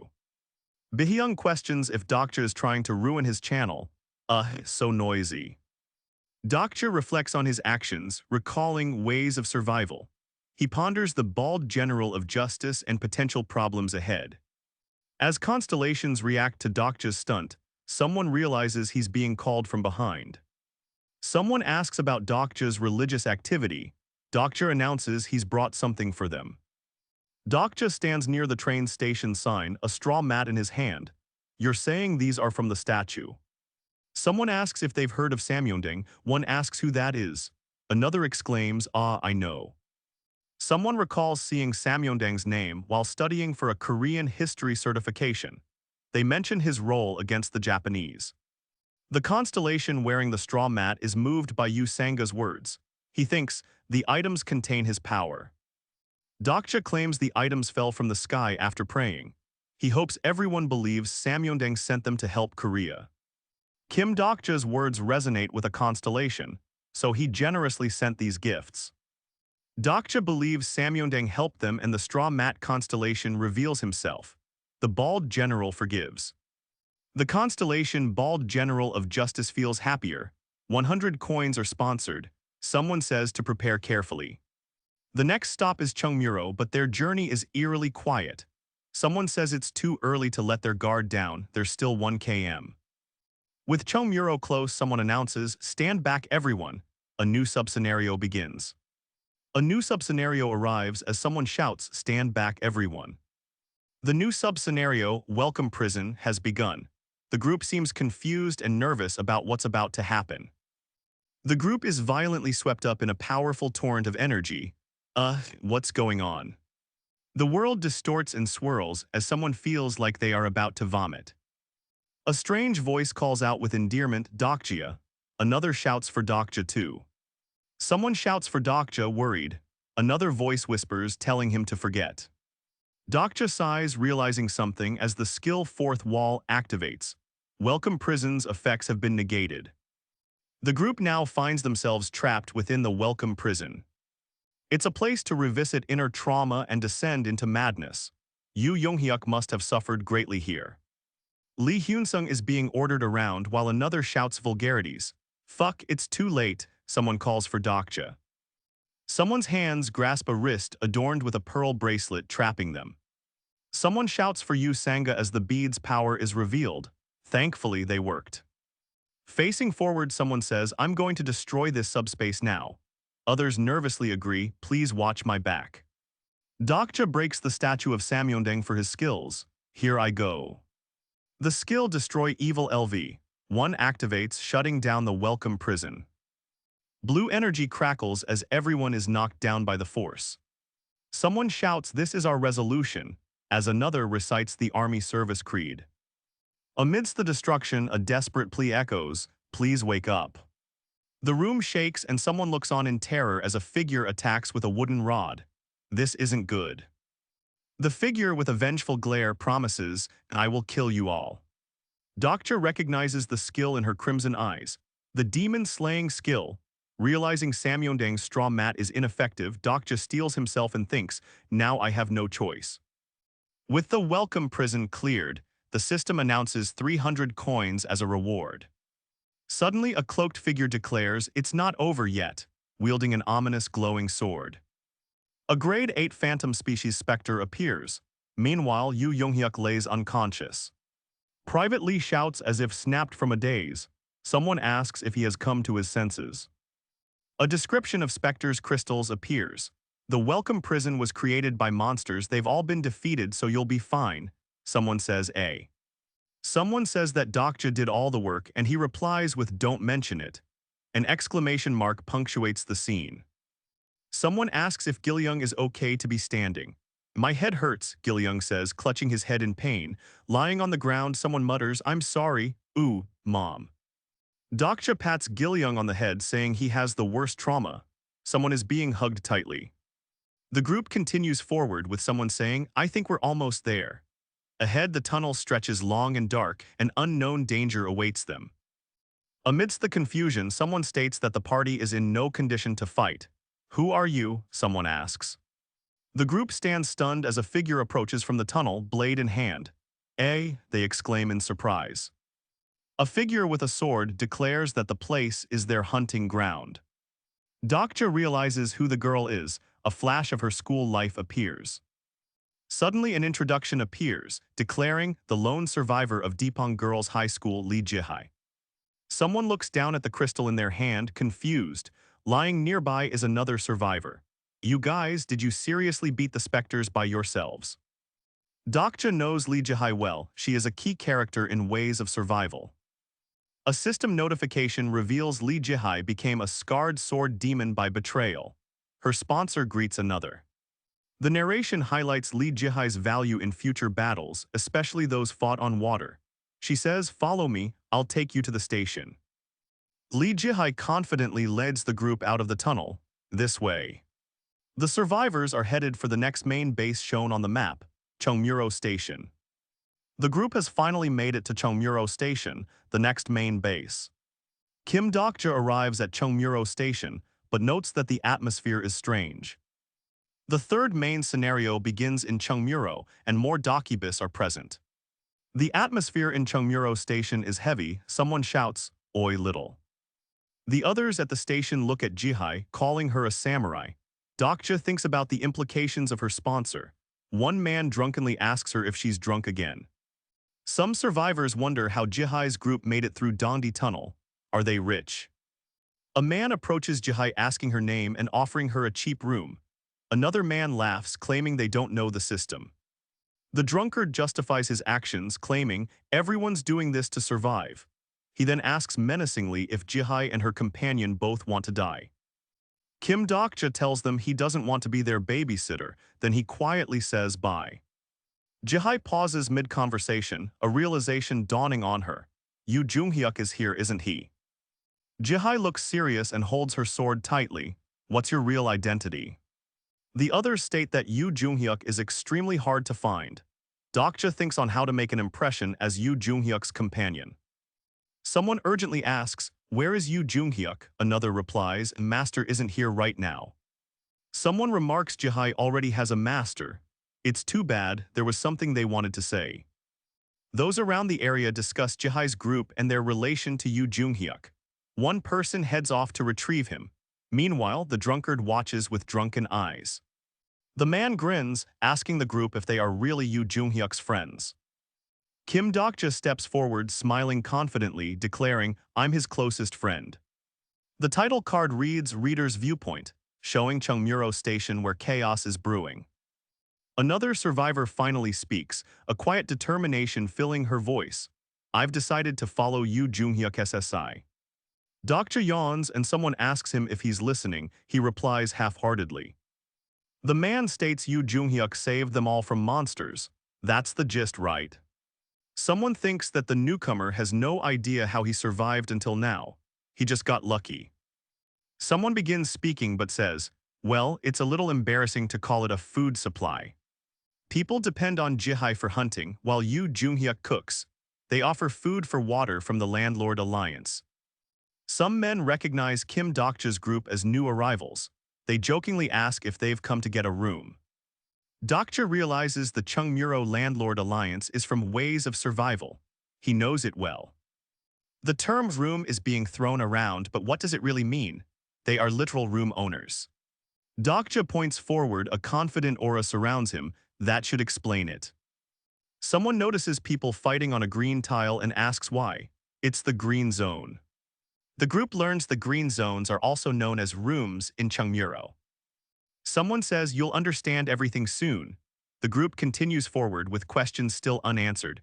Are the rooms all owned by the Alliance? Someone skeptical of Dokja's claims asks, did Yu Junghyuk not do anything about this?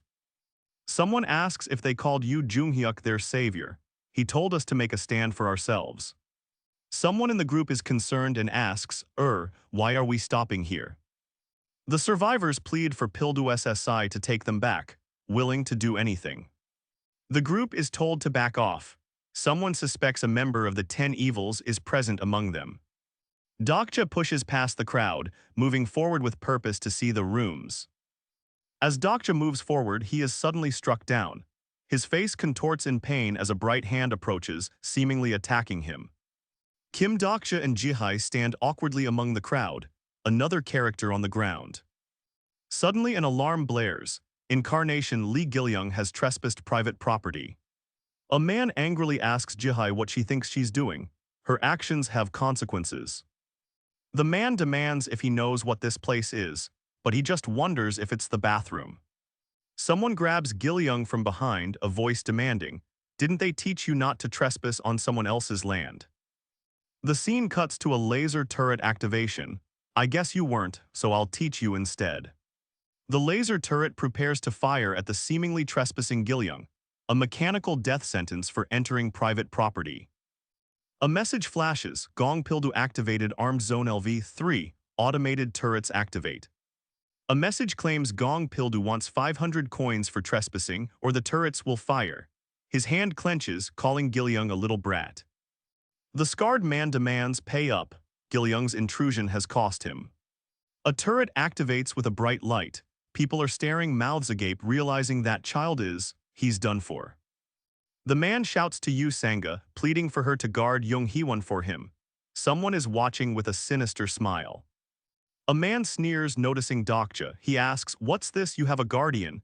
Then he demands 500 coins. The man thinks that charging coins is funny, just like Yu Jonghyuk. Someone yells, master, to a lone figure. A close-up of a man's angry eyes, asking, you just let these bastards live. The 10 Evils, main villains in Ways of Survival, changed per regression.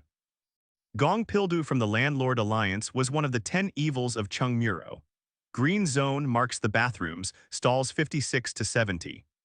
Dokja realizes that Gong Pildu's room is on another level, as this area is his green zone. He's asked why he wants coins. Gong Pildu smirks, saying that things have changed. Dokja replies that he will pay, but only Gong Pildu himself. One of the men behind him is confused. A man is being analyzed by Dokja's character list, asking if he is Gong Pildu.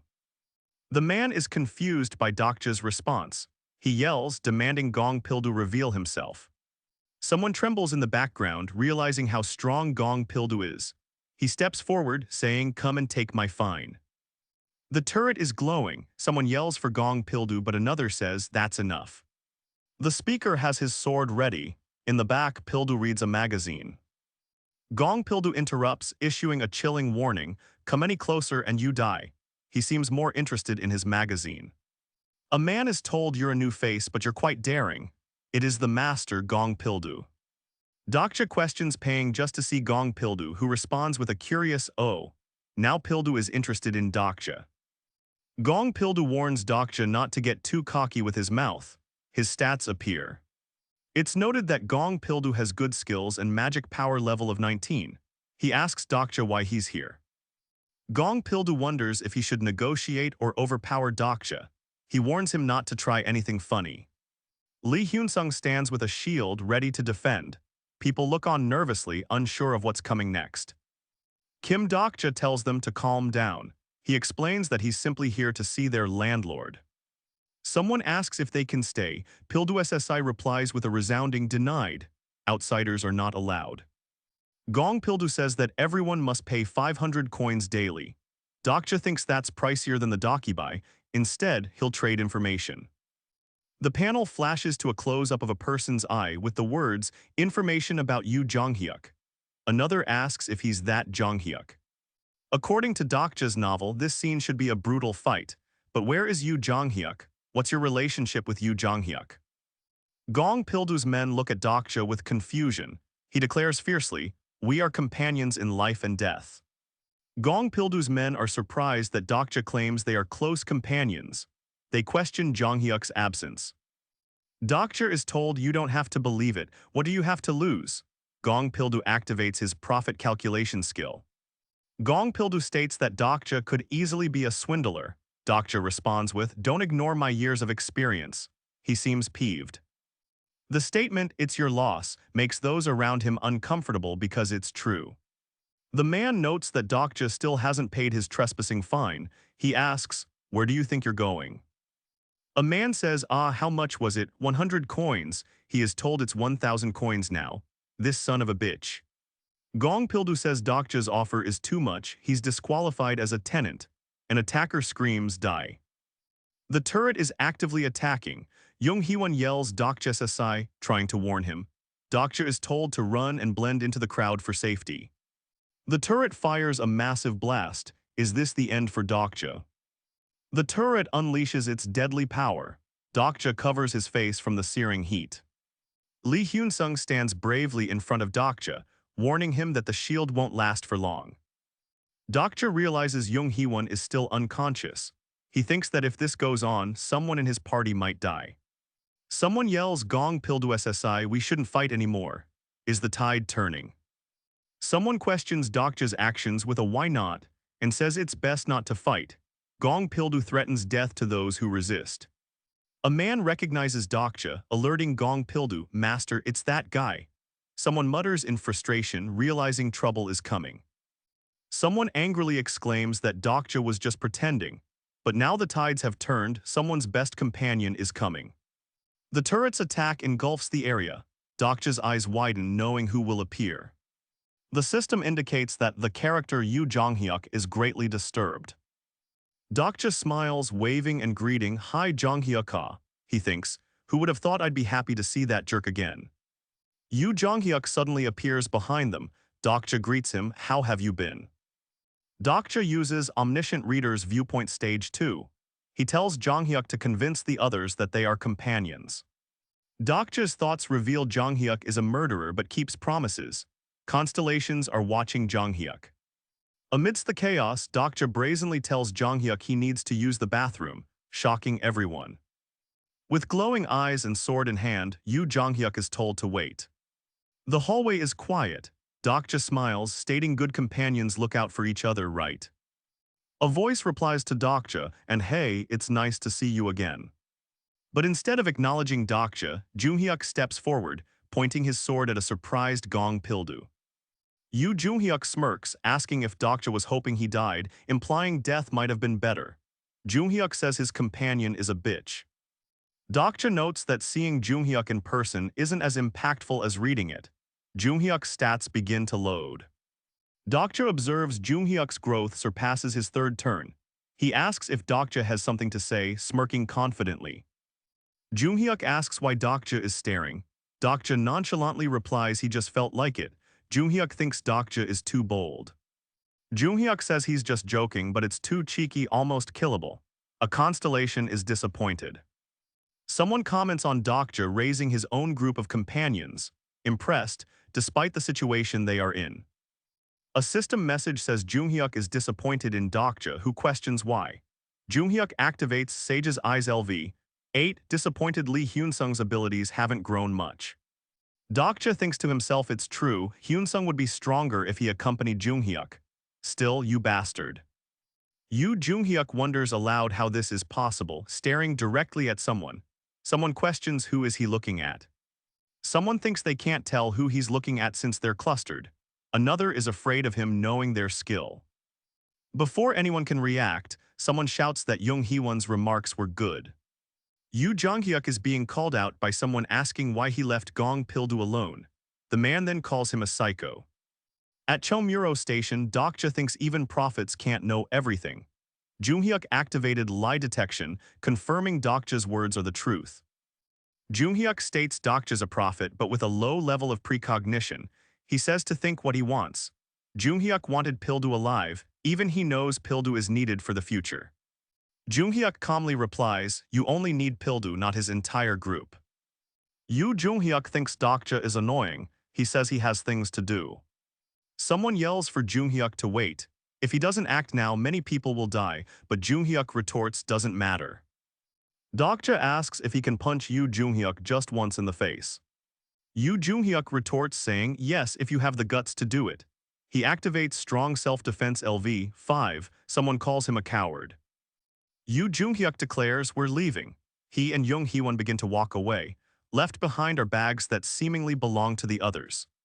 A system message appears, noting that the third main scenario will start soon. Dokja thinks he can't simply let it go.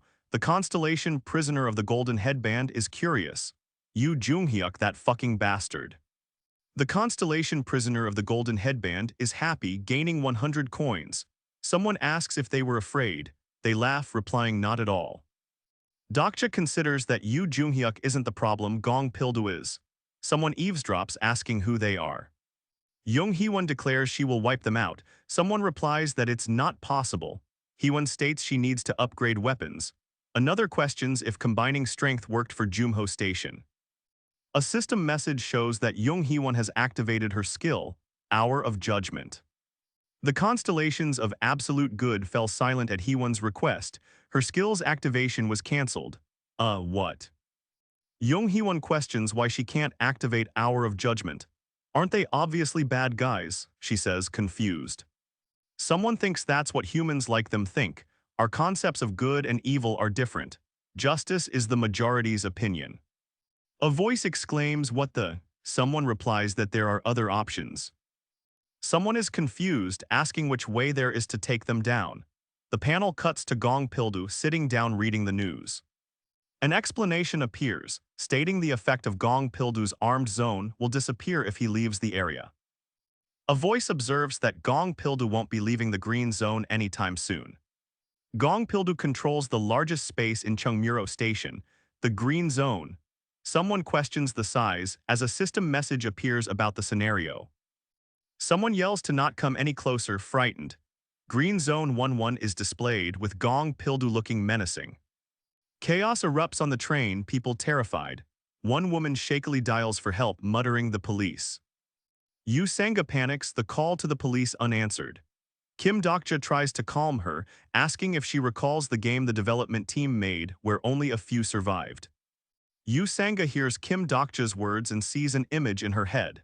He explains it's a game, and that games have rules that must be followed, leading her to wonder what they are. Kim Dokja urgently declares, we need to figure things out now. Meanwhile, a dokibai stretches its antenna, observing the chaos.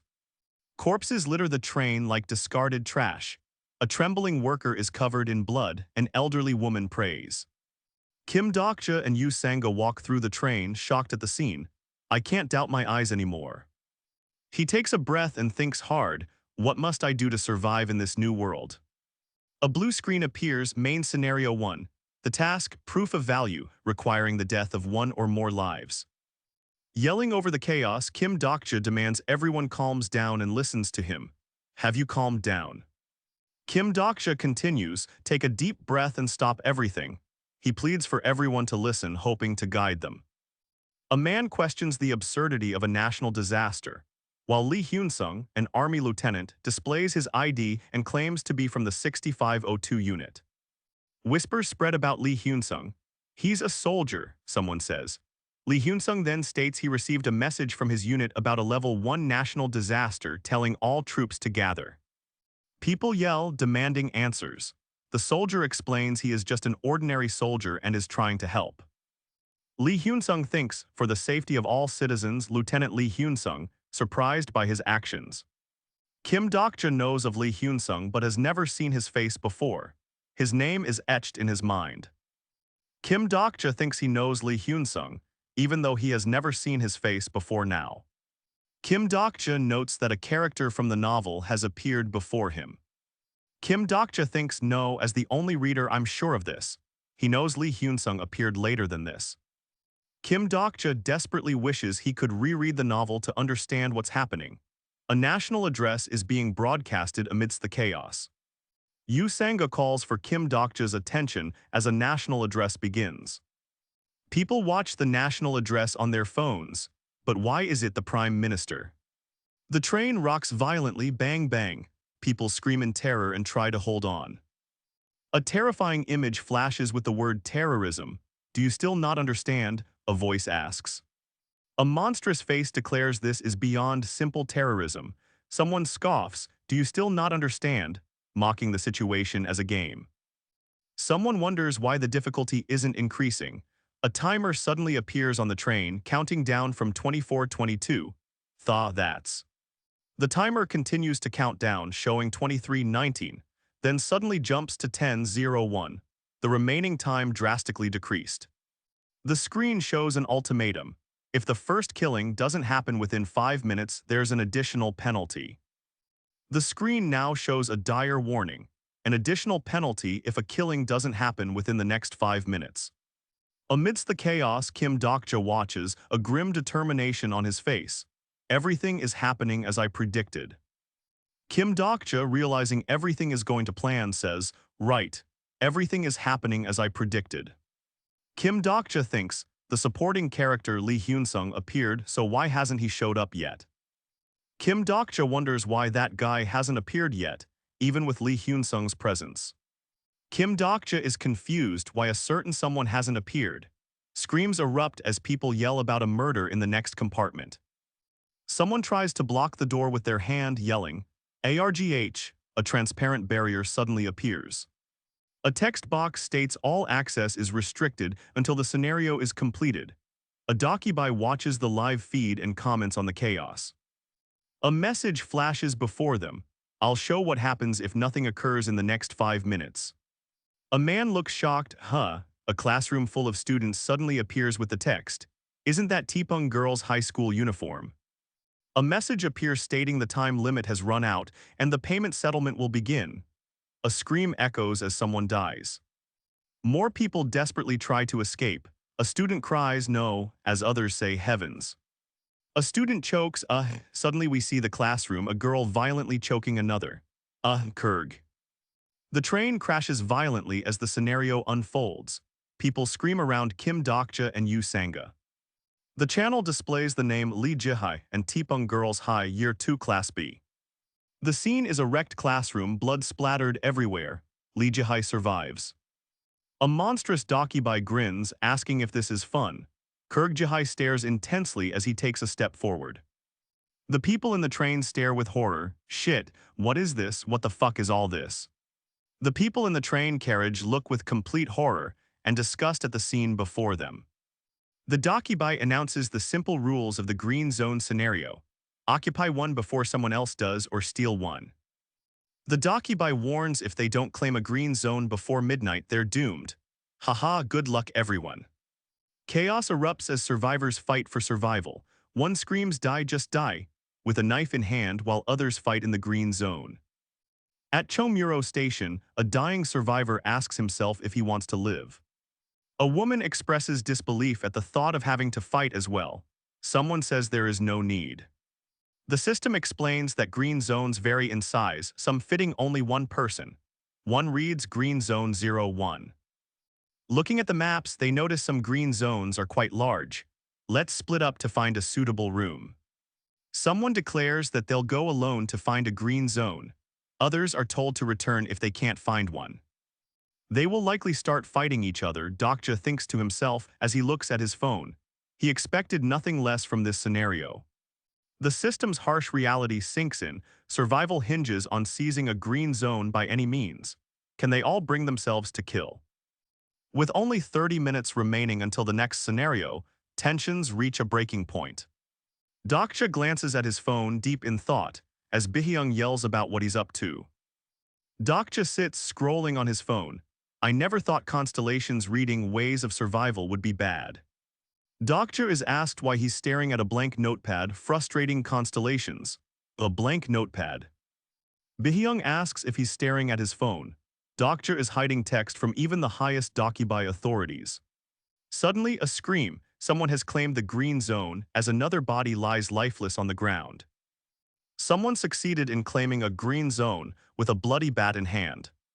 Above a bloody body, a man warns, "Don't you dare come closer."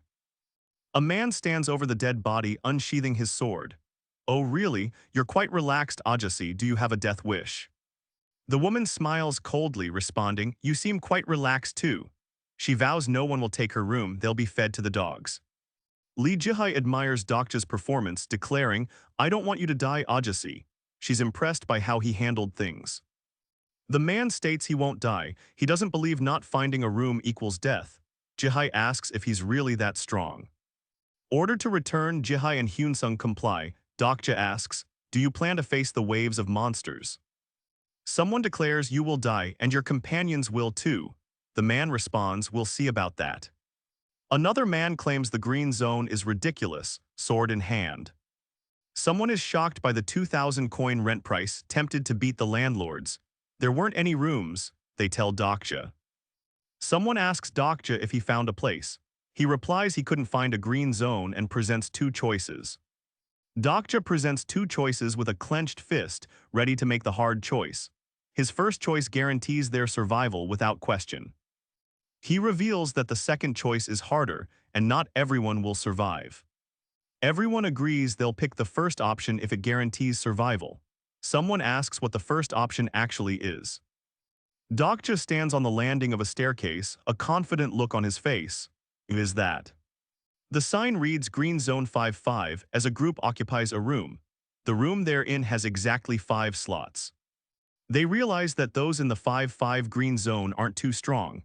Yes, killing them is the first option. Dokja states killing others for a green zone is the easiest way. One replies, "If you're saying it, I can do it." Someone yells, "Gilyunga no." He announces he isn't afraid and will do it now. Another questions if anyone is surprised by this method. Someone states that those in the 5-5 green zone have killed others. Dokja mutters that he became a murderer. The man states, "I killed them because I wanted to." He wonders if doing it once makes it easier. He states killing doesn't make the thought of murder better. He exclaims, "I don't want to become a monster." Someone speaks up, eager to learn the details of Dokja's second option. Dokja, seeing their despair, understands their feelings as he breaks the tension. The group expresses concern and wonder about Dokja's intentions as they make their decision. Dokja smirks, someone yells, "I knew it," and questions why he even bothered pretending not to know the shortcut. Dokja solemnly apologizes to the group, stating that he would have respected whatever decision they made. Dokja states that everyone will have to listen to his instructions now. They must follow him and believe in him. The speaker declares, "We're all going to die," looking at the bloody scene. Someone says the monsters will come from line 3 and reach all the higher floors. Fighting is futile, only leading to death. Dokja declares the need for separate groups in his plan. He urges trust. The system announces the third main scenario has been activated as a countdown begins. The moment those monsters appear, the group will have to fight to survive. The man drags his companions, desperation etched on his face, into an unknown danger. Dokja shouts for them to run straight at the others, knowing what to do. Someone is confused about where to run, but the instruction is clear. Run forward at all costs. They sprint through the unknown, the warning clear. You have to run even if the monsters spawn. A message appears directing the group to the left wall just ahead. The main scenario has begun. A survivor shouts to the group to head towards the left wall now. They sprint. Jung Hee-won gasps, realizing the Landlord Alliance has caught up to them. The Landlord Alliance attacks. Those who were too slow have been caught. Those who hesitated face the consequences. A monstrous bear attacks, its claws outstretched, ready to strike and kill. Someone finds the hidden feature of Chungmuro Station, a green zone for the brave. Just as the bear strikes, someone activates a skill, creating a burst of green light around them. Lee Hyun-sung, someone yells his name as the green light spreads around those who are with him. The green zone has a hidden location. Someone shouts Dokja Sasai urgently. The green zone protects them, but the Landlord Alliance is still a threat lurking nearby. A specific wall activates. The green zones are attached to a wall. Humans think of them as rooms. The bear growls. The omniscient reader's viewpoint activates as the bear claws at them. The green zone fails as the landlord's bear smashes through it, killing people. The bear crushes the zone as someone notices. There are 2 green zones hidden in line 3. Another survivor finds a green zone. It's individual but a safe haven from the horrors outside. Someone shouts, "Shit, I honestly just want to take over his place." Things are getting amusing. The system announces a new penalty. Some green zones will now be disabled. Someone looks up in shock as the bear continues to attack those outside. The bear attacks, people scream, someone yells, "Please help," it's a slaughter. Someone questions if they can become like Yoo Jung-hyuk by investing in stats. Honestly, I won't be confident. Someone yells Hyung as the Landlord Alliance continues their attack. Another says, "You can just leave me here." Someone doesn't understand what's happening as they're slashed by a sword. What? I don't get it. Someone questions why he's helping them and wonders if he could survive alone. Someone is being attacked by a bear. He asks, "I also don't know why I am going this far." A fatal blow strikes, splattering blood everywhere as the Landlord Alliance attacks. As blood splatters, someone thinks, "I can eat on my own and survive." But now the plot has been ruined. Dokja states he can't be the hero, but he must protect Lee Gil-young. Dokja carries Lee Gil-young protected for now, at least for today, he thinks. He warns the boy to hold on tight. Bookmark 1 has been enabled. Yoo Jung-hyuk activates a skill, charging towards the bears. With Lee Gil-young in his arms, Dokja barely dodges the bear's claws as the battle intensifies. Dodging attacks, Dokja struggles to protect Lee Gil-young. Someone shouts, "There it is," spotting a new green zone. Despite the chaos, someone steels themselves for one last push, just a little further. Dokja is in shock as Yoo Jung-hyuk is wielding a sword and attacking the bears. Someone looks around, confused. They ask, "Huh?" as the lights flicker around them. Amidst the bloody aftermath, Yoo Jung-hyuk watches, standing over the bodies. Amidst the destruction and failed green zones, someone mutters in frustration, "Damn it." Footsteps echo as someone approaches. The words "Hey" appear near another green zone. Dokja, protecting Lee Gil-young, is told, "Can't you go somewhere else?" Someone is realizing, you don't even need a green zone to survive. Someone is furious that Yoo Jung-hyuk knows about the hidden green zones. The boy chokes, struggling to breathe. Someone is worried, but the command is given, "Take the child." Someone demands, "Give the child," as the last green zone is occupied. Someone yells, "Hey, hold on, Hyung," as someone grabs them out of the green zone. With Yoo Jung-hyuk attacking, someone shouts Hyung as a message appears, "I told you you would die." Yoo Jung-hyuk stares intently, his sword glowing with otherworldly energy, ready to fight. Surrounded by bears, someone shouts, "I'm not going to die." Yoo Jung-hyuk prepares to strike with his sword. The scene shifts to outside the green zone. The Landlord Alliance is attacking. As chaos unfolds, someone inside the last green zone screams Hyung. The Landlord Alliance's attacks persist. Amidst chaos and carnage, a screen displays a familiar figure, reflecting Dokja's shock. The title card appears, Chapter 4, Episode 1, starting the paid service Part 3. A sharp slap echoes. People around Dokja look shocked in the subway car. Dokja thinks, "This is weird, why isn't that guy showing up yet?"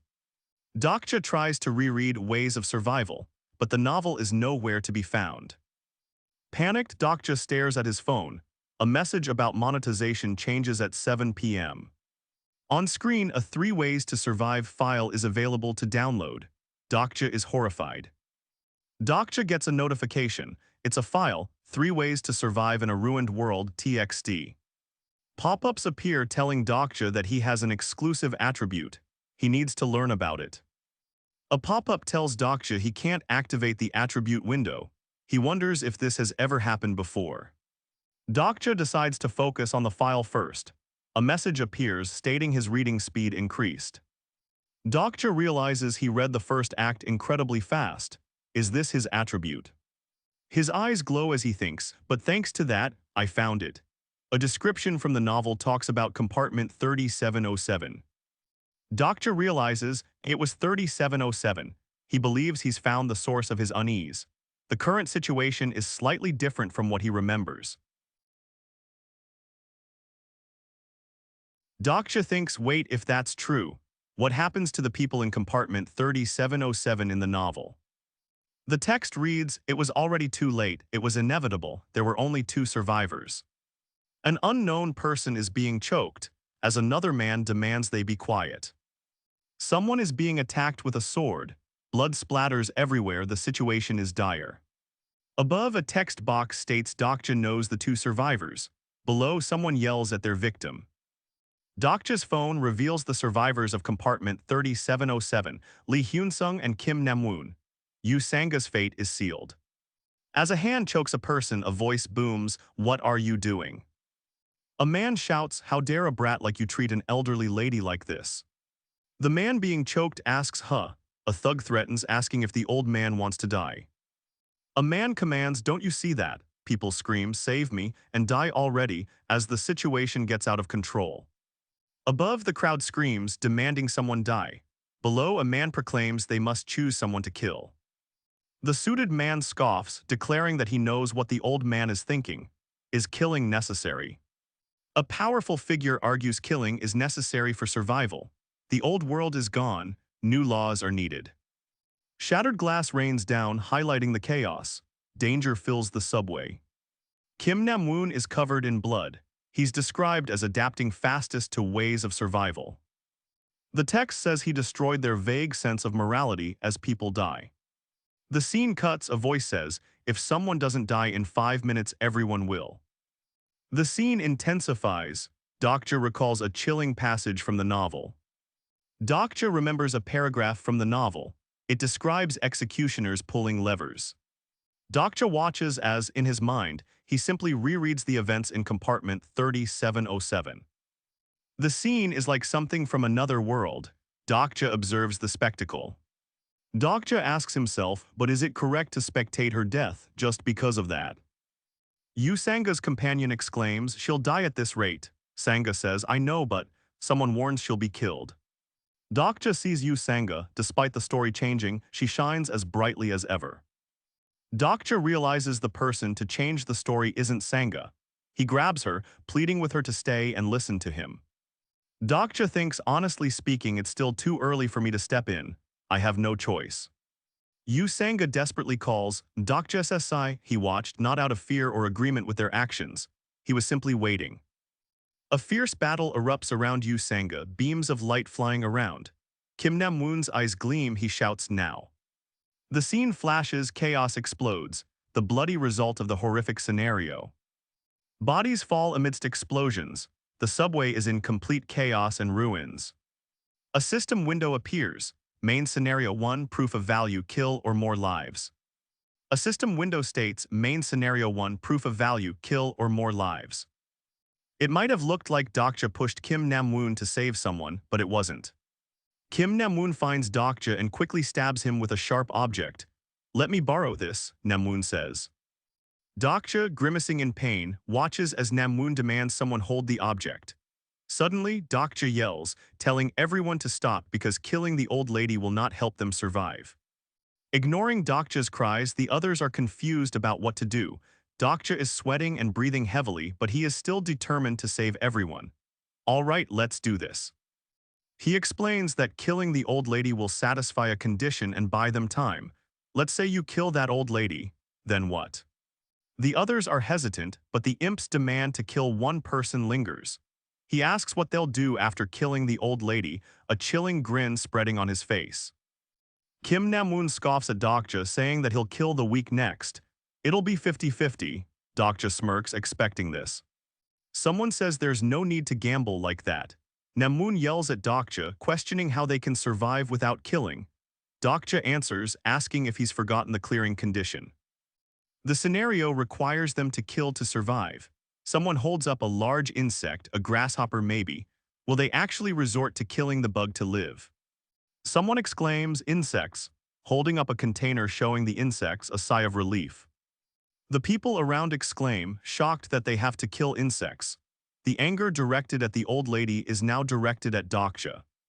He wonders why his heart beats with enjoyment in this precarious situation. And I'm smiling. Someone crushes the insects in their hand, killing them instantly. Namun smirks, seeing Dokja's plan in action. Panicked, everyone begins running and screaming as the insects begin swarming around them. Dust fills the air as the survivors desperately try to escape the insects. The system announces that the first murder achievement has been fulfilled and awards 100 coins as a bonus reward. Someone shouts to find the insects. Another vows revenge. Dokja gasps, realizing the time left is dwindling, only 3 minutes remain. Hey, why did you do that? Someone yells. Kim Nam-woon says Dokja could have just given him the insects. Someone exclaims there are only 3 insects left. Someone tells the other to stop fucking around. The other stares blankly and the speaker wonders if his actions make sense. Be honest. Kim Nam-woon looks at Dokja with a twisted grin. You just wanted to watch this, didn't you? The system announces the reward for completing the first murder achievement. Find them, someone shouts out in anger. Sweat drips down Dokja's face as the timer shows only 3 minutes left. Hey, why did you do that? Someone screams. Kim Nam-woon scoffs, telling Dokja that there weren't enough insects anyway, so he freed them. Nam-woon states that's right after someone says don't fuck around. Someone wonders why no one would do that action. Be honest. Kim Nam-woon, with glowing red eyes and a twisted smile, questions Dokja's intentions. Chaos erupts as flames engulf the train, bodies burning in the aftermath. The sign for compartment 3707 burns as the scenario's deadly timer continues. With a sickening crunch, a survivor is crushed under a heavy boot, another victim of the scenario. People look on horrified. Panic rises as a desperate voice yells about something that disappeared nearby. Chapter 6, Episode 1, Part 5. Starting the paid service begins amidst the carnage. Kim Dokja looks distressed, while another man seems shocked by something nearby. Someone scoffs, stating immediate survival would be guaranteed by teaming up with Nam-woon. Someone smugly claims to know everything about Dokja, asking him to step aside. A crazed man states, I can't let the insect I caught escape from my grasp. Kim Dokja grabs the man by the wrist with a look of determination. Kim Dokja is held back by his wrist, preventing him from acting further. The man questions Dokja, asking if he is trying to be a hero now. The man smirks, recalling how much Dokja infuriated him while reading the story. The man declares Dokja is the type of person he hates most. The man stares intently as he says, I told you to. The man is engulfed in a purple aura and yells at Dokja to move. Someone is impressed by Dokja's action and claims to have expected this behavior. Kim Nam-woon yells, asking Dokja how he likes his new purple power. Dokja realizes this is the Chunibyo attribute's exclusive skill. Something unforeseen is about to happen. Kim Nam-woon activates his skill Blackening LV. 1 as Dokja stares up at him. Nam-woon's Blackening LV. 1 skill activates, unleashing a burst of purple energy. Nam-woon, surrounded by purple energy, is ecstatic, claiming he is strong. An update flashes, indicating Dokja's understanding of Kim Nam-woon has increased. Dokja grimaces, realizing he must now use his hidden card to survive. Dokja seems confused as a system message displays. Omniscient Reader's Viewpoint Stage 2. As Dokja is shown a message, Kim Nam-woon yells, looking for insects nearby. Confused shouts erupt as everyone wonders, what's that sound? Kim Nam-woon attacks Dokja with the full force of his new purple skill. Kim Nam-woon swings his arm, unleashing a strike of pure purple energy. Someone screams, cursing in pain. Nam-woon is enraged that his attacks on Dokja are missing, yelling, why can't I hit you at all? Dokja confidently declares, "Of course you can't hit me," as Stage 1 activates. A system message displays on Dokja's right shoulder, indicating an ability activation. Dokja's eyes glow with a blue light as he activates his ability. Purple energy explodes around Namwoon. Namwoon's energy attack grazes Dokja. Text appears in front of Dokja that reads, "Face." Dokja is blasted away by the purple energy, flying through the air in pain. Dokja activates Omniscient Reader Viewpoint Stage 2, ready to face whatever comes next. Kim Namwoon is furious he can't hit Dokja, yelling that he's too slippery. Dokja thinks to himself that he can only dodge as he buys time. The timer ticks down with only 1 minute and 58 seconds left. Dokja is in trouble. Kim Namwoon is shocked that his attack affected an innocent bystander instead of Dokja. Dokja thinks he can't allow him to move on to the next scenario at all. The crazed man smirks, stating, "Keek, I knew you would do that." Kim Namwoon activates Knife Fighting LV1 as his purple energy intensifies.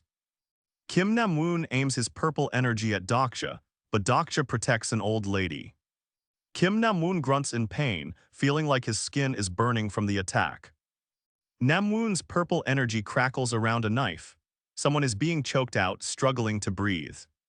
Dokja, carrying the old lady, takes a step forward. The ground is stained with blood. Kim Namwoon thinks to himself that if he loses to Kim Dokja, he will die. The panel reflects, "It's always been a dog-eat-dog world where the strong prey on the weak."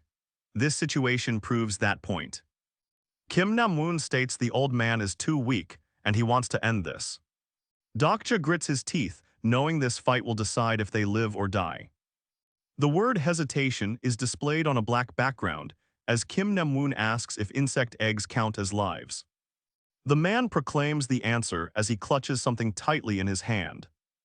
As the words "leads to death" appear above, Kim Namwoon answers with a yes. Kim Namwoon asks, "Why would I care?" as he prepares to strike again. Namwoon wonders how this happened. A message appears showing Dokja obtained coins. Dokja chooses to invest 2,700 coins to increase his physique level dramatically. A system message displays, "Dokja's body durability has greatly increased from the investment." Kim Namwoon pierces through the air with a purple beam, asking. Kim Namwoon infuses a knife with his purple energy, readying another strike. Kim Namwoon looks confused, while someone recites odd facts about grasshoppers. Kim Namwoon states he won't be the one to die, declaring, "You will."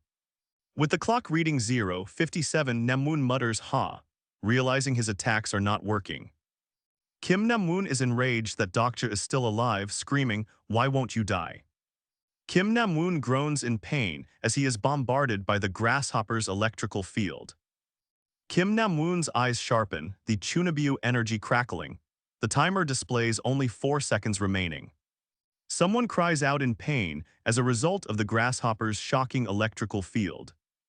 Someone yells, "Wow, incredible." Then, from inside compartment 3707, another wonders, what exactly happened here?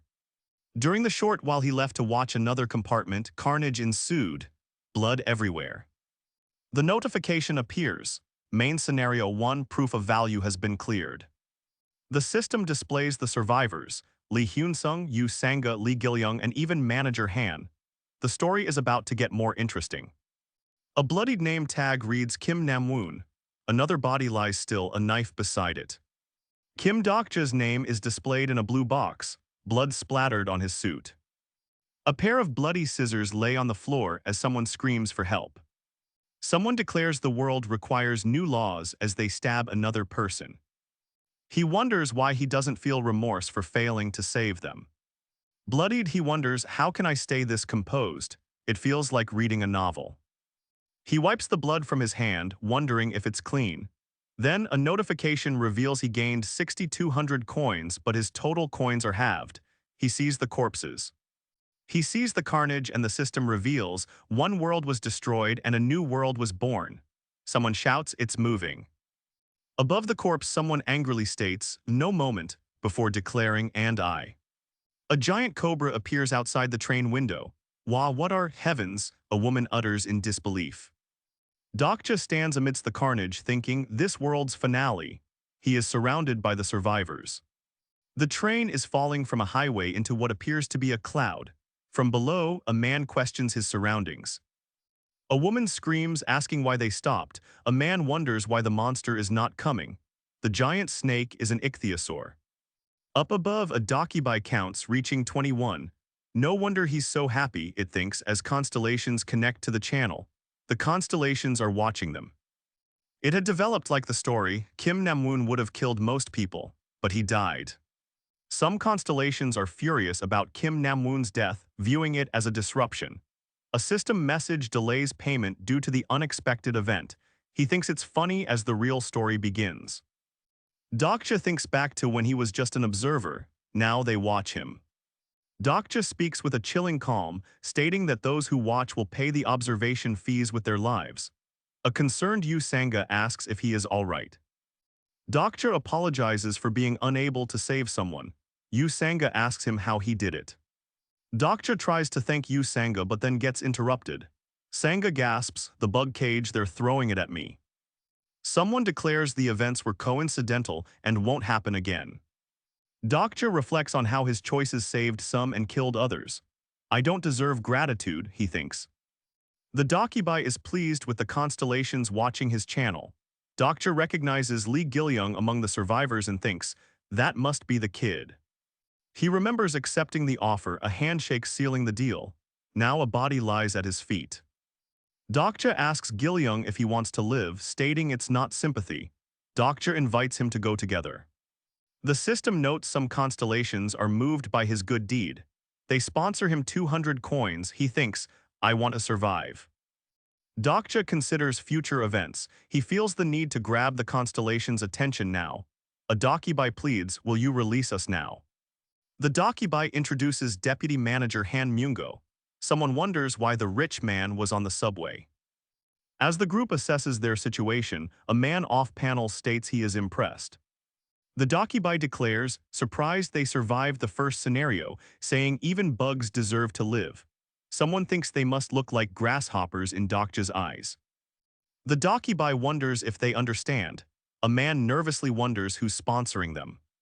The system makes a sound as windows appear. Dokja sees the screens. A powerful blow lands on the monster. Everyone around Dokja looks on with shocked expressions. A screen appears with options for sponsor selection, a reliable backer. Two strange options appear on Dokja's screen, but he has no idea what they mean. Dokja thinks to himself that 4 constellations wanting him is not a small number, but they hide their true names. Dokja thinks it's easy since he's read Ways of Survival. He considers the sponsors, especially Abyssal Black Flame Dragon. Dokja rejects the first option. He's surprised to see the next one, it's demon-like Judge of Fire. The words fire and judge appear before a being of flames, Archangel Uriel. Dokja considers that someone picked a constellation as a sponsor before. A new option appears, Secretive Plotter. Dokja thinks the Secretive Plotter doesn't sound like a powerful constellation. The screen shows Secretive Plotter and Prisoner of the Golden Headband. Dokja is surprised by the early offer. Among the characters in the novel, one was sponsored by Sun Wukong. Dokja remembers the author describing the great sage, heaven's equal with vigor. He is powerful. Dokja's mind races. He thinks to himself if he can even win against Prisoner of the Golden Headband. The sponsor selection ends. The Dakibai asks if everyone's done. He laughs, noting someone made an interesting choice. The Dakibai announces the sponsor selection is over. He says he will return in 10 minutes. Dokja gathers the survivors. Dokja and Lee Hyunsung shake hands. Hyunsung says it's nice to meet him. Lee Hyunsung can't reach his unit. Dokja thinks to himself that he must take Dokja with him. Someone pats Dokja on the back, congratulating him. Then Han Myungo asks if Dokja knows who he is. Han Myungo says, Han Myungo SSI, shouldn't you call me department head? He is mad at Dokja. Han Myungo continues his angry tirade, asking if Dokja understands the situation. A voice says, you're not the only one, everyone needs to wake up. Dokja realizes this is like a game interface and activates his exclusive skill. Dokja notes it's definitely reality. Hyunsung asks what they should do now and if Dokja has something in mind. A system message pops up noting Lee Hyunsung's trust has increased. Dokja says they need to escape. The ichthyosaur enraged roars, "Oh out, are you?" towards an unseen target. Something explodes nearby, scattering debris. Dokja, Hyunsung, and another survivor are caught in the blast. Dokja, covered in debris, wonders if the next scenario has started. The Dakibai is still missing. The narration says it's plain obvious who that is. Behind the narrator are Dokja and another survivor. Dokja's eyes widen as he hears he's coming. A narration calls someone the true protagonist. Hyunsung says they need to leave. The door explodes, scattering metal. "We'll all die even before the next scenario starts," Dokja says, worried about who's behind the door. A man thinks the person behind the door likely killed people to survive. Another survivor wonders if he still wants to meet the mysterious man. They try opening doors, but they are sealed shut. Since the scenario ended, the barrier has disappeared. Now they must find a door that still works out of the 3 left. Another explosion rocks the train car. Dokja sees a figure silhouetted in the doorway through the dust and smoke. Through the dust, Dokja stands battered and bruised, but determined despite the chaos. The train shatters with incredible force. Survivors covered in blood stand among the carnage, shocked by the destruction. Kim Dokja is covered in grime and dust from the train. Yusanga calls to him, desperate and relieved, "Dokja Sesai, over here." Survivors huddle, the urgency palpable. One man says, "Let's open it." The others discover the next carriage door is also destroyed. Dokja sees he has 4,700 coins but hesitates to use them. Someone urges Lee Hyunsung to use his skill. Confused, Hyunsung wonders what they mean as Dokja activates character list. Dokja realizes Lee Hyunsung's sponsor and attribute match the novel. Someone tells him to remember his skills from the attribute window. Someone questions if Lee Hyunsung's skill will work. A sudden, monstrous roar echoes through the shattered train car. Lee Hyunsung screams as his power awakens. His transformation emits a bright green glow engulfing his body.